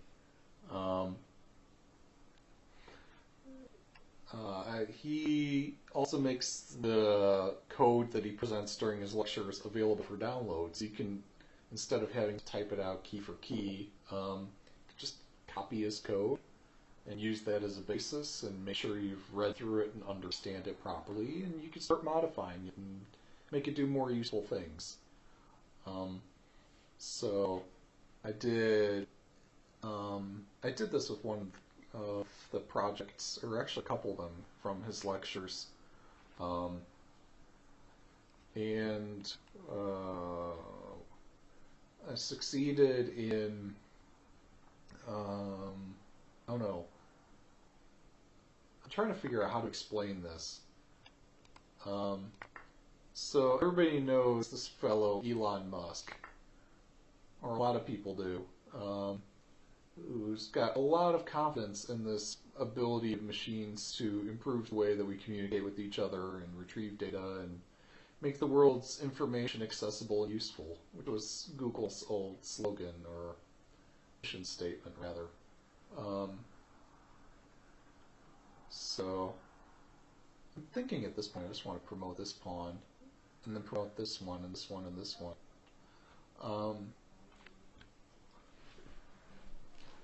It's like G codes for machines. I don't know, probably. Not exactly sure what that refers to, but yes, that's it's all inclusive, includes everything that machines would learn, I guess. Um, Wait, can I end this game with castle checkmate? I cannot. Bummer. Oh, I'm sorry.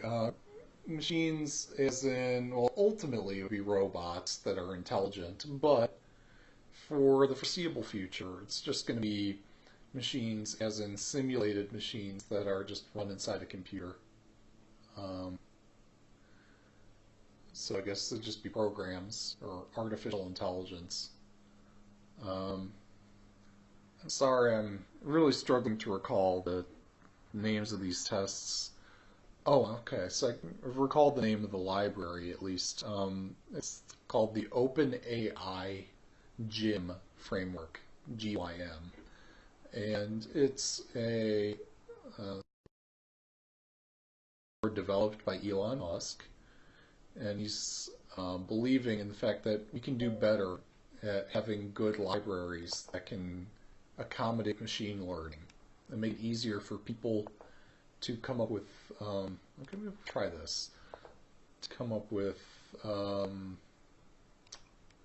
appropriate ways to abstract models and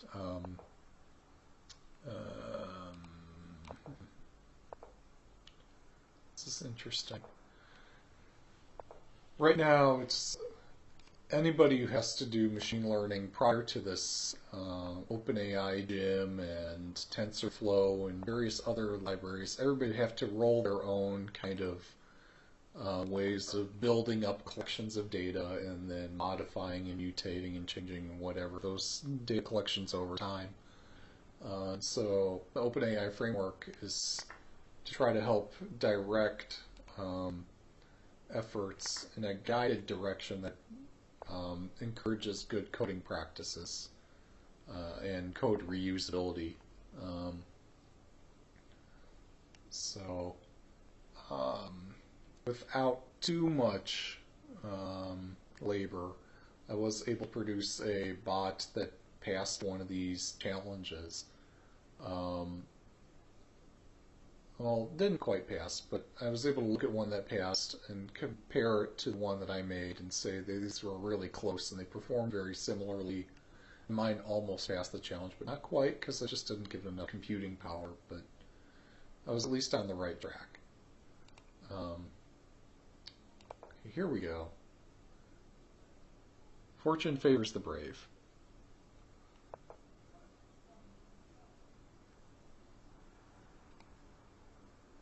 Okay, so do I play g5? Do I just go completely ape here, or do I to show some restraint?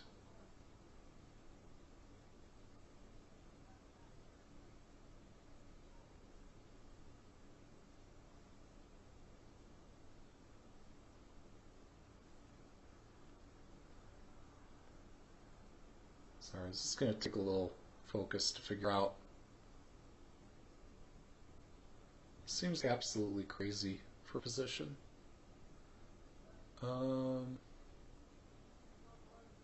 Still, I'm not seeing any way to crack this. I'm just going to do something sane.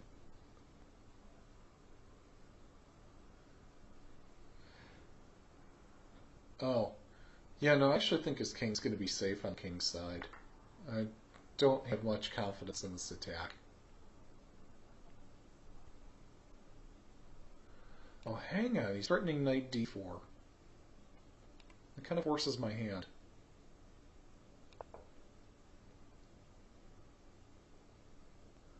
Okay, well, see you whenever you do come back.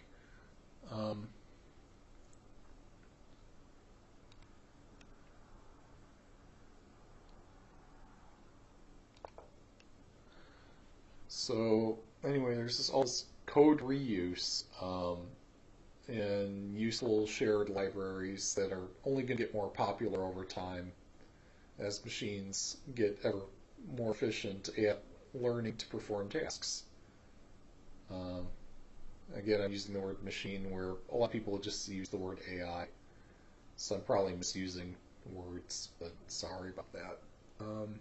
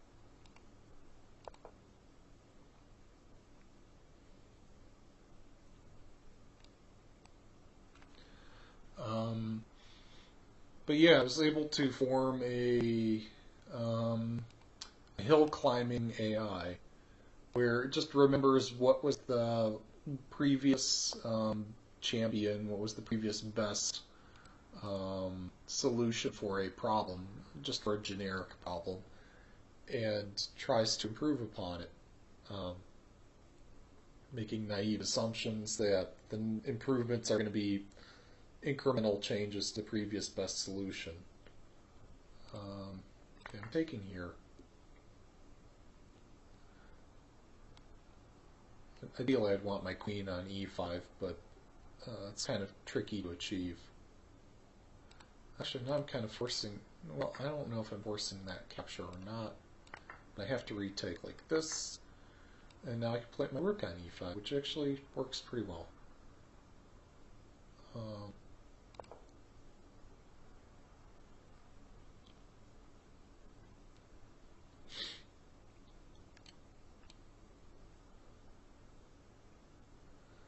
So, I keep losing the thread there.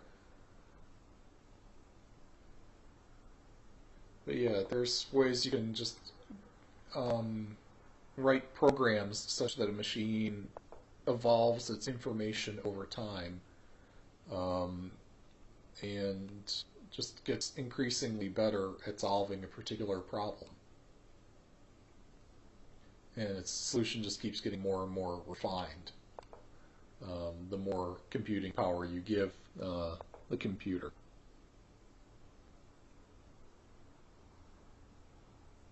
Okay, so if I play a4, he plays c4. I take his pawn. If I play b3, he probably plays a4. I'm actually concerned about that. Oh, I'm sorry, if he just plays c4, I take it. There's no challenge there. So yeah, here we are.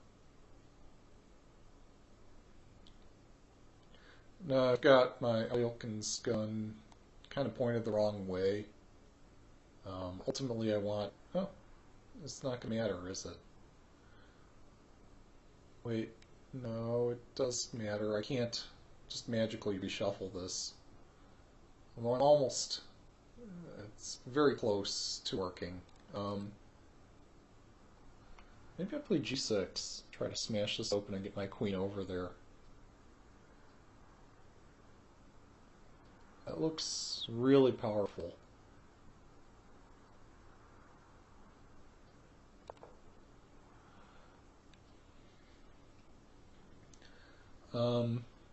Yeah, I'm starting to make some progress with machine learning algorithms and tools and frameworks, which I think is good news. It means I'll be able to do more advanced things with programming in the future.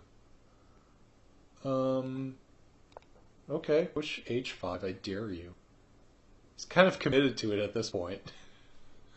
But h5 does not help him, nor does taking on g5. This is the moment where you're like, oh crap, I messed up. and it's just really tricky to recover from that. Okay, so maybe I play King B1. I've actually been on the losing side of this before, so I know exactly how it feels. Um, yeah, I think King B1's the way to go.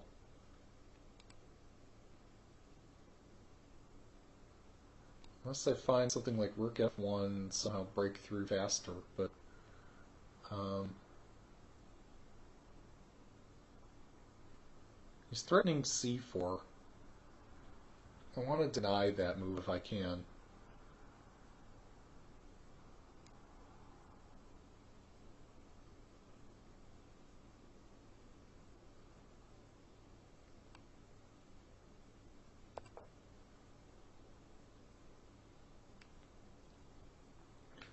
So, yeah, I think ultimately I'll be able to come up with programs that can analyze much larger data sets and reach more useful conclusions once I have a better grasp of how to best use these tools. Obvious threat is obvious. Does not make it any less strong.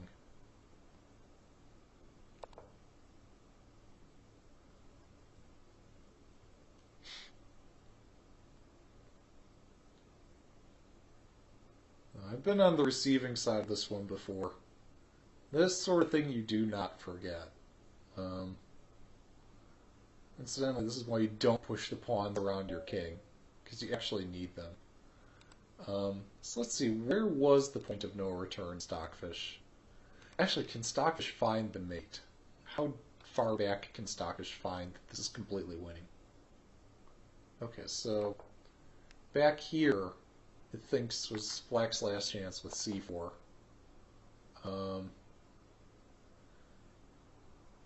King B1 is slightly inaccurate, but not enough to actually get the inaccuracy mark. But it's enough to change the valuation slightly. But I thought I'd just take here on C4 like it recommends. And it's still suggesting taking G5. Even though this turn it's saying, oh, taking G5 is a horrible mistake, don't do it. Here it's saying take, and then play D3. Oh, because that forces the queen trade. Okay. Now, it's a completely lost endgame, but that's a different matter.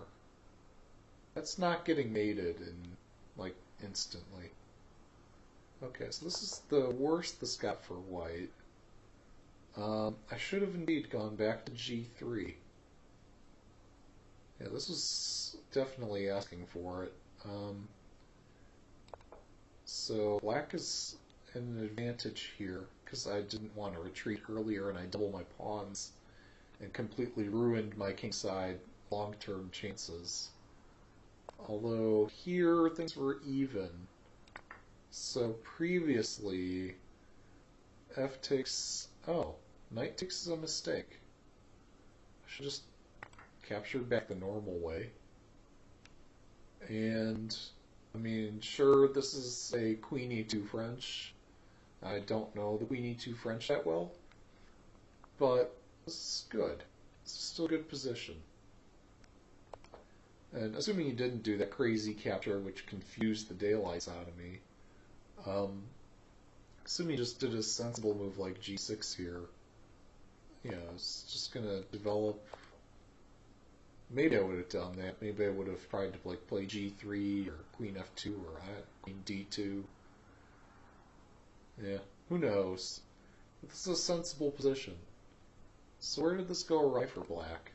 Knight e7 looked weird. I thought he was going to do knight f6 at some point, or anything other than what he actually did. Yeah, so he did something to confuse me. He confused himself in the process. We both got really confused that game, and both had little idea what was going on. But hey, we've made it into the top 100. I'm gonna guess that many players have withdrawn out of fatigue and not just, I don't know, Out of fatigue, out of not having the time commitment to play the whole event, etc., etc. But those who are still here are in it to win it, man.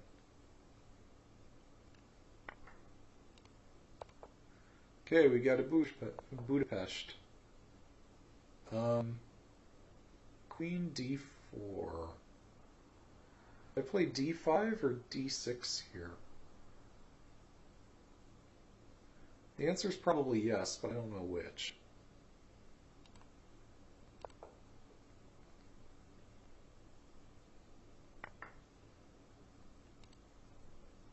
Oh, hang on, I don't want to do that. So subtle threats to subtle.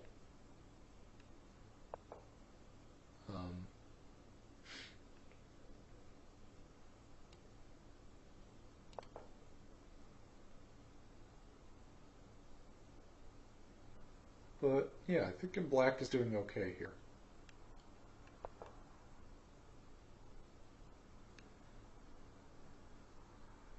Queen h4 does not work in this position.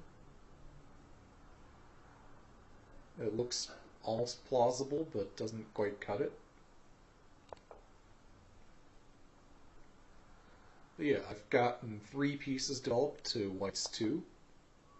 And, oh, Queen h4 might be okay now. Yeah, this kind of radically changes the evaluation. Actually, just take f2. Wait, no, this is defended. Taking f2 might not be terrible. Might be best. If I take f2, king takes f2, but queen h4. It's got to move his king somewhere. We're going to take it and find out where this goes. So at the moment, I'm going to be down a knight if he takes that. If he doesn't, I might be like up forever in a million, but by that I mean I'm winning like a rook or a queen if he doesn't take it, but I don't think his king is making it out of this one.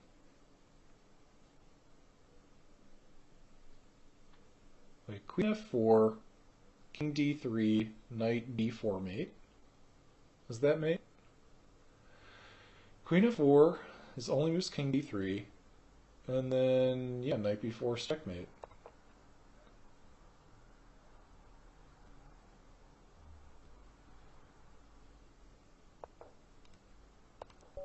There we go. That was fun. So yeah, like I said, people are probably fatigued after playing so much of this event. Oh, wow. It was all forced. After queen h4, like, yeah, I saw g3 goes nowhere. King f3, I don't know. What's the big problem with king f3?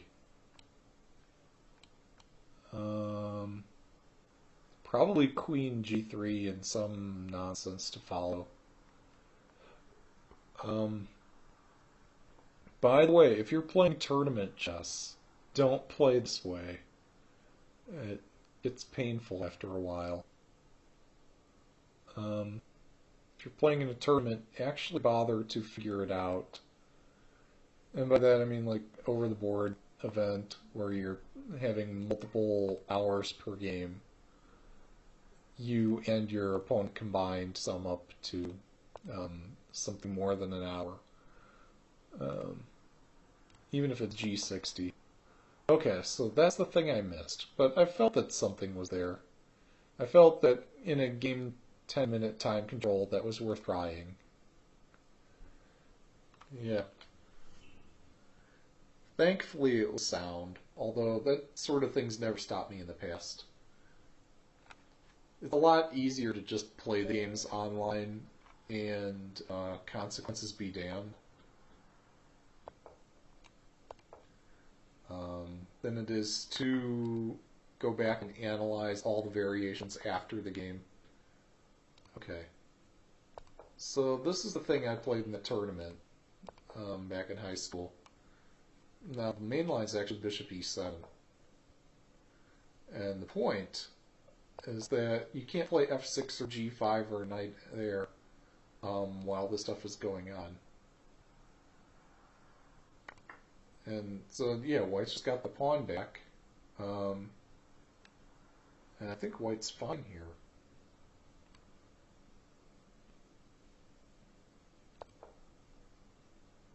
Pretty sure White's A-okay.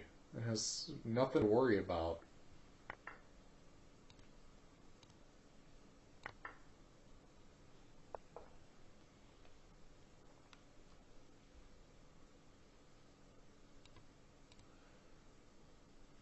So, I don't know. Do I play Rook H4 now? Do I?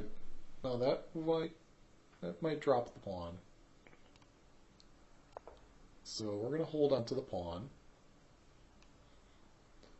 But yeah, this is really difficult for Black to get anything going on the king side, and White's taking the center. So this is an exchange that I mean, it's not a material exchange, but it's a positional imbalance that I actually like. Like, it's a really nice center. Okay, his king's a little unsafe, but who cares? And I don't know. I mean, sure, long term these are weaknesses, but White gets tons of dynamic play.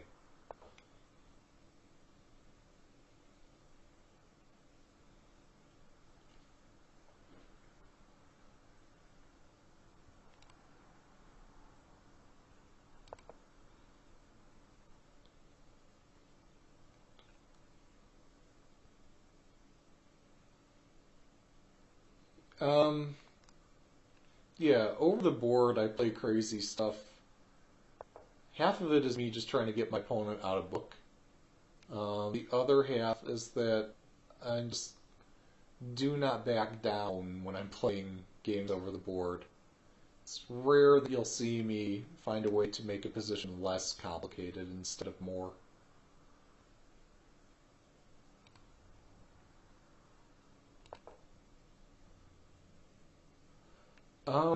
I don't know. It might be you, it might be I switched. People were saying things were going strange with my mic. So I did switch it from 44.1 kilohertz to 48 kilohertz in terms of just how frequently the mic captures. But from the sound of it, it sounds like that didn't change anything. So maybe what I have to do is up the bitrate and or change the video capture rate. I really don't know what's going on with yeah, there's something really weird going on with my stream. I'm not sure if it's the mic. I don't have an additional mic, so I have no way to test that. I'm not sure if it's OBS. I'm not sure if it's my computer. No. It's definitely, you're definitely hearing something other than what my voice sounds like, though. After a while, people are just going to get used to it, and then one day, it's going to change again. You just know. So, gotta do this to develop my rook. Yeah. Yeah, I hear what you're saying. Eventually people will get used to it if I can't fix it.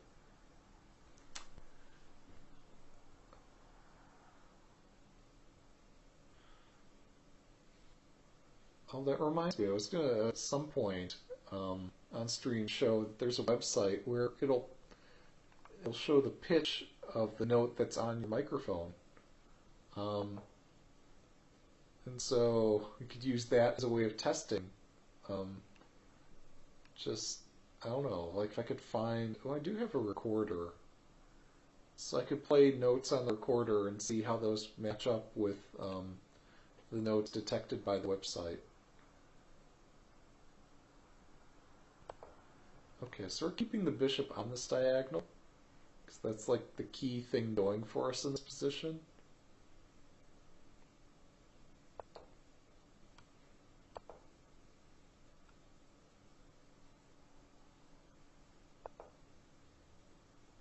Oh, he's still got knight c4 and d5, and I mean, he can do things.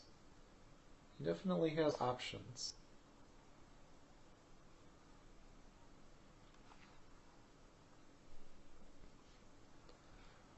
I've still held back from playing rook h4 as much as I really want to play that move.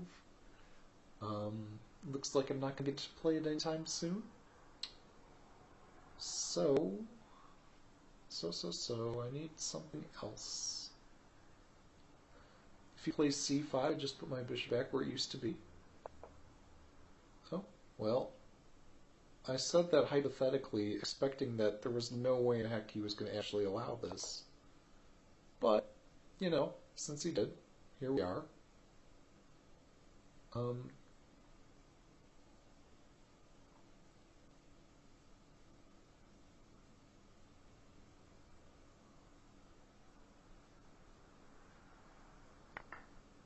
So I'm deliberating, do I want to do knight takes or pawn takes? Knight takes is another step forward. It's really difficult to resist forward steps. Pawn takes doesn't really do a lot for me, and it helps him open the c-file. So,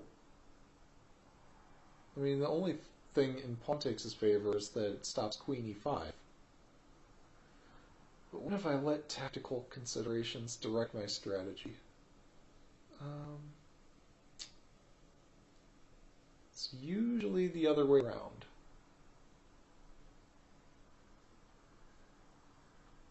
I say what I want to do positionally, and then just the tactics show up out of nowhere to justify it.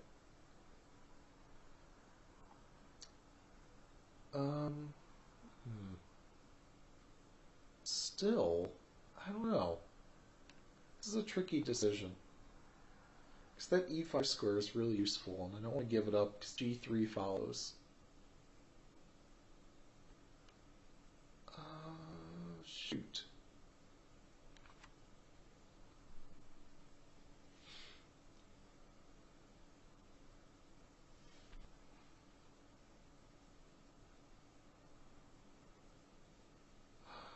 Yeah, no, I guess I'm going to do the slow positional thing.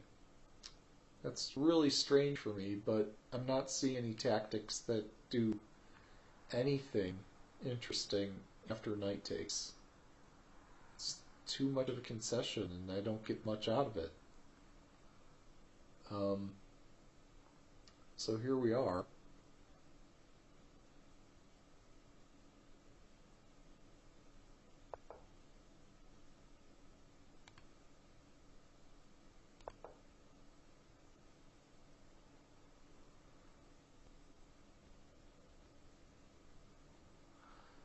I still want to lift my rook and do all kinds of fun things. In fact, I could do rook h4, king f2, rook fh1, and let the fun begin there. I don't know what he's doing. Whatever it is pretty weird.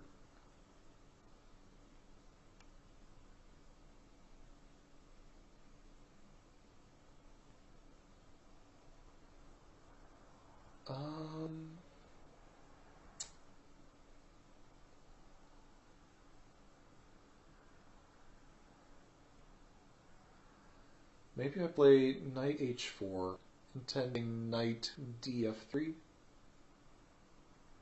I'm still not seeing any tactical knockout idea. Okay, I see something silly. It's not that terrible an idea, though. Here we go. Oh, this is fantastic. So, subtle threat is like super subtle. That's absolutely bonkers. And yet, I mean, my bishop's done its role in the center. It's had its day in the sun. and it's looking for greener pastures. And so, oh my goodness, it's hard to believe I'm actually playing such a move, but on the other hand, what does black do about it? Yes, it's caveman chess. It's like the most easy to predict threat ever. But what does black do? I don't know. If you know, no, just kidding. Not going to solicit advice during the game.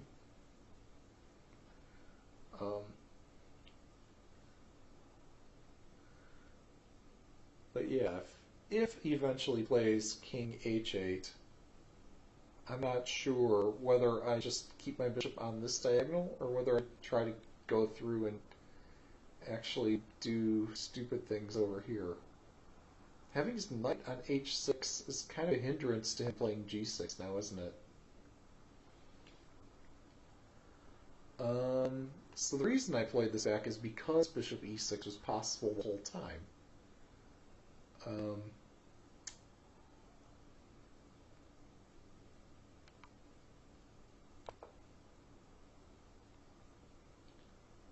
So I continue with my really crude threat, but I mean he's got to do something about it. And that something's going to involve some kind of movement over here.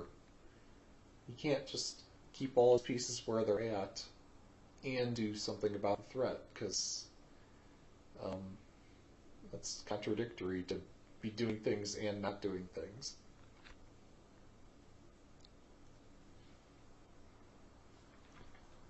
So if he plays f5, I might play knight h4. Just hitting f5, trying to make some kind of chaos in this position. Another option at my disposal, I was going to say, is d5 and knight d4. But no, I think this is the time. Now we strike. Oh wait, if I play this right away, he plays bishop f5. And I sad. I so sad then. If I do nothing, he just takes on b2. I appear to have caused myself some headache. So if I play d5, he takes b2. I move out of the way, and I'm attacking two pieces at once. That might be the way to go here. Is there anything I was afraid of? Oh, yeah, general bishop f5 I'm afraid of, but I can't do anything about that. Oh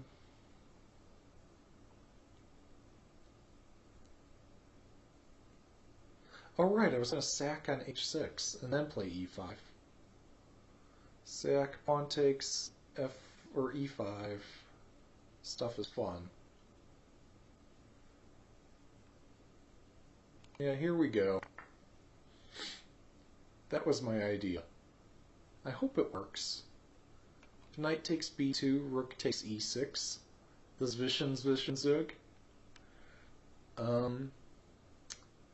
It's possible that further Zwischenzugs follow. Okay, but no. We're just gonna do this the simple way. And if f5, I take en passant. f6, I might not want to, which is kind of silly because it's the same position. It's the same resulting position after en passant, as if he just plays f6 and I take it. But here I'm more motivated to take it than in the alternative position. So I hit the queen, rook takes, this is still defended. My exchange sack has not yet come to fruition in terms of any kind of tangible dividends. But man, in terms of intangible things, it's definitely a feel-good sack.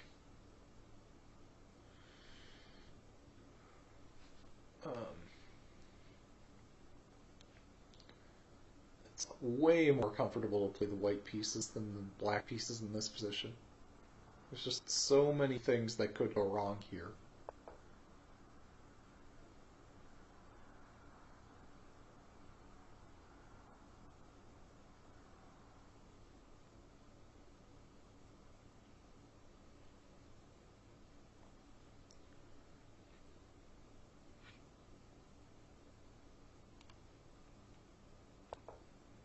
So we'll see if he gives back in exchange. He might not. I don't know that he's forced to. Although I am threatening this and threatening that. And I also have B3.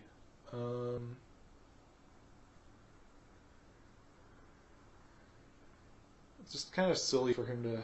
Well, it's difficult for him to retain the material. Silly would presume that it's not possible. He might have some way that he could hold on to it. But this gets pretty complex pretty quickly. So, the knight defends the d6 pawn. If he plays d5, I've got knight c5. If he plays knight b2, I have to move my queen. You don't have to, but it would be a good idea.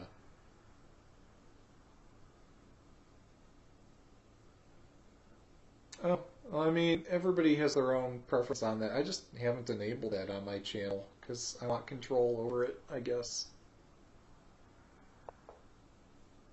I don't know if it's worth enabling. It's probably more headache than it's worth.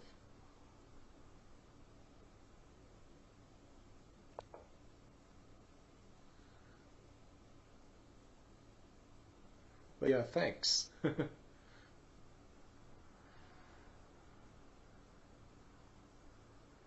We have to allow for equality. No. Allow all the peasants to cheer. Okay. I think rook takes e6 is best. Hopefully I've calculated this right. Oh wait, I'm sacking a rook to win a rook, but... shoot, what's going on in this position? I've lost the thread, guys. Thankfully, so has my opponent. Oh, the cheapos are real. The cheapos are so real. Okay. No, he's got queen e3, though. I didn't see queen e3. This is going to be a scramble, guys. Get ready. Oh, I still like this, though. All my pieces are active, and he's got a knight on a3. I mean, how's the knight going to re-enter the game?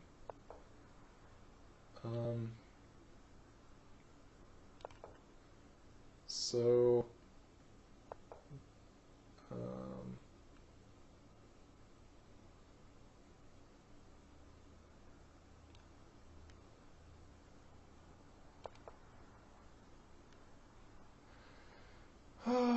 oh, this is an echo of, like, game 2.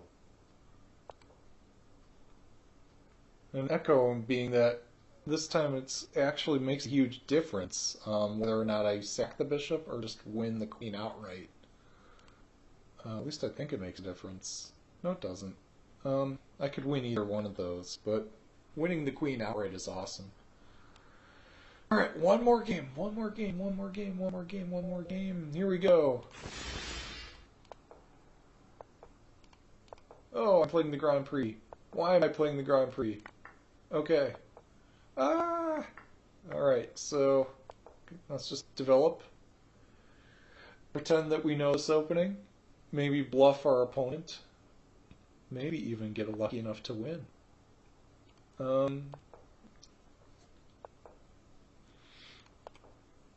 Yeah, I'm suddenly not liking this opening so much.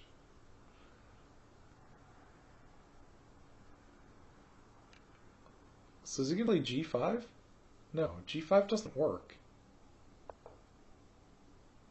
have I actually successfully played a Grand Prix and not got killed? Because that's pretty cool if I'm successful. Let's castle. I castle, you castle, we all castle. He doesn't. Okay, so I move a piece twice in the opening, breaking all the rules, other than castle early and often, which is an important rule.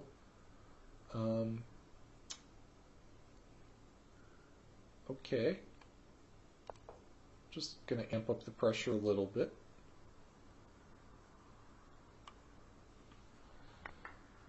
Just kindly suggest to my opponent that maybe castling might be a good thing to consider doing. Even if you haven't figured out which direction, just prepare. Okay, do I sack? I sack, right?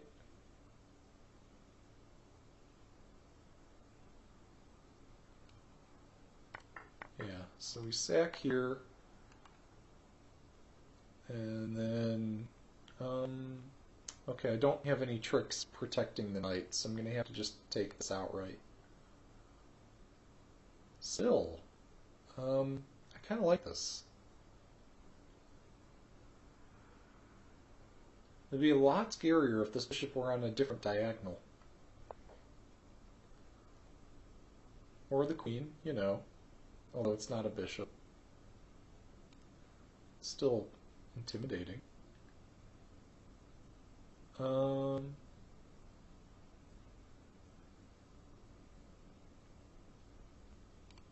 Oops, knight d5 does not cut it here.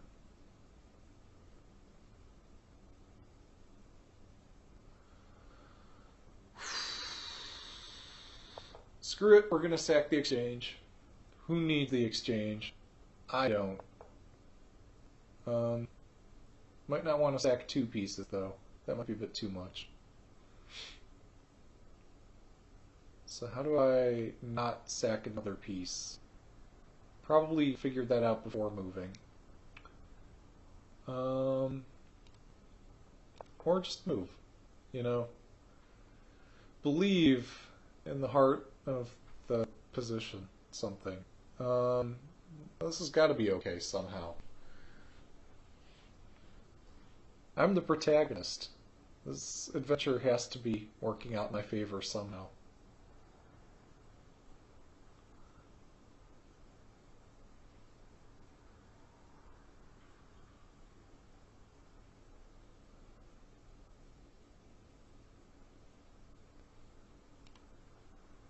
Well, if I take there and then queen f3 takes here, I do that.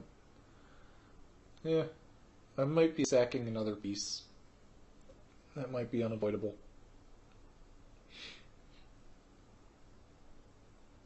Sacking two pieces seems a bit crazy.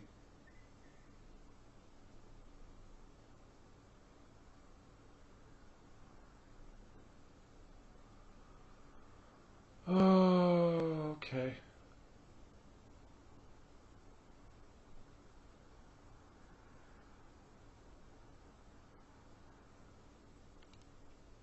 Whatever. Here we go. In for a penny, in for a pound, in for £2, in for 5, 10, and 20. This is gonna be a mess. The only thing that's fortunate about this is that it won't count for the tournament standings. Just because I'm playing too painfully slowly.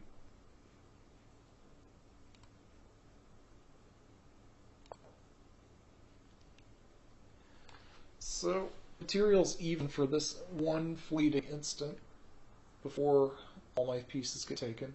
But in this one instant, material is even.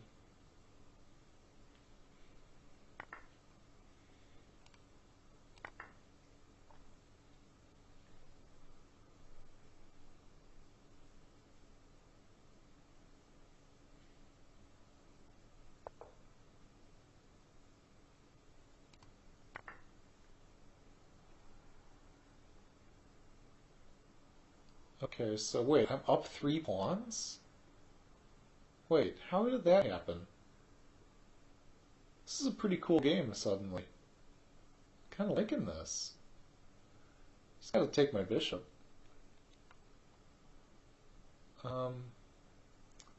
This is gonna be a complete and total mess. Okay.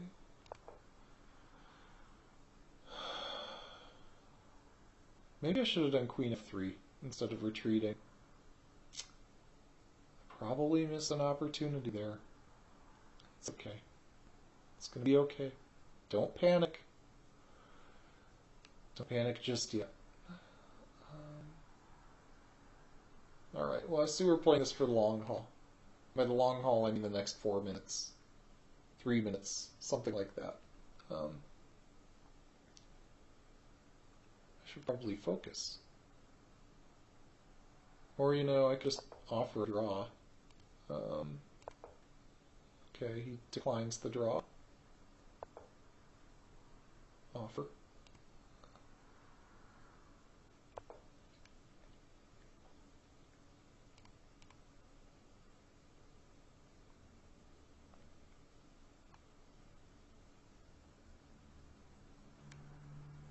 I mean, dude, we got 10 seconds left in the tournament. Unless you're going to win the game in the next 10 seconds, accepting the draw offer would be good for your standings. Not so much for your rating. Actually, it would be good for your rating, too. So I don't know why you're not... Whatever. It's too late now. It's too late. Now I'm just going to have to win this.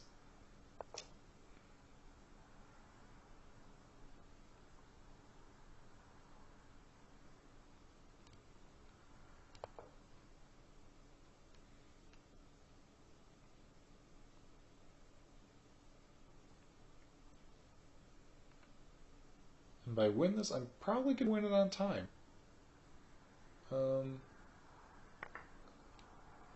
Let's see.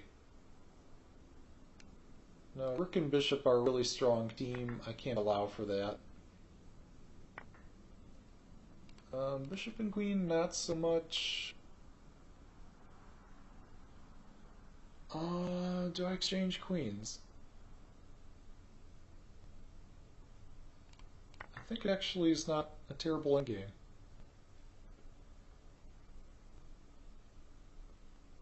Some people would be terrified to do this kind of exchange, and probably for good reason. I don't fear it, though.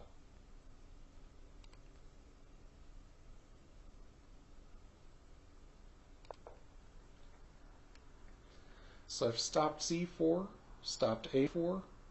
I control all the white squares. Oh, he's got some checks. That's... Wait, he's got queen d2 check.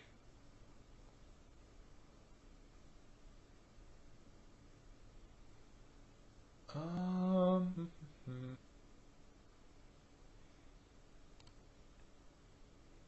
suppose I have to allow it.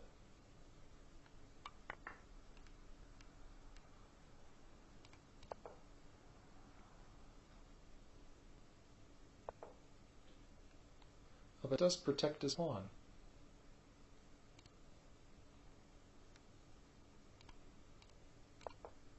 Okay, setting a trap.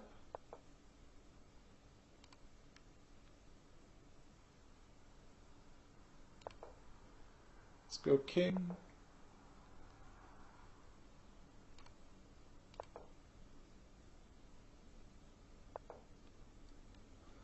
Okay, he sees that attack. Hang on, I'm in time pressure.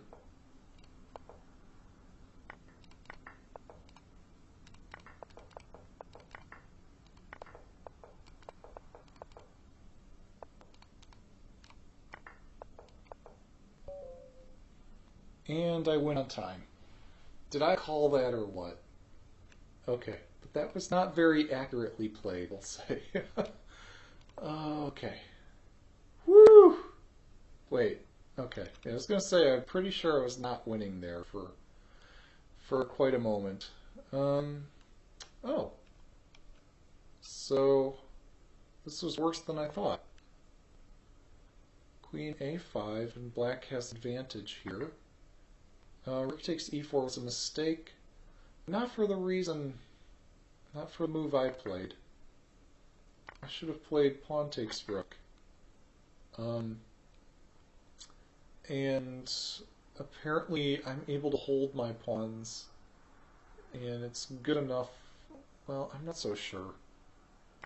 Yeah, rook takes was a mistake. It's already a difficult position. I misevaluated this as being equal, and it's totally not. So the last chance I had at advantage was way back here, where he played queen b6, and I needed to play knight a4. I briefly glanced at this. I didn't think it was anything serious.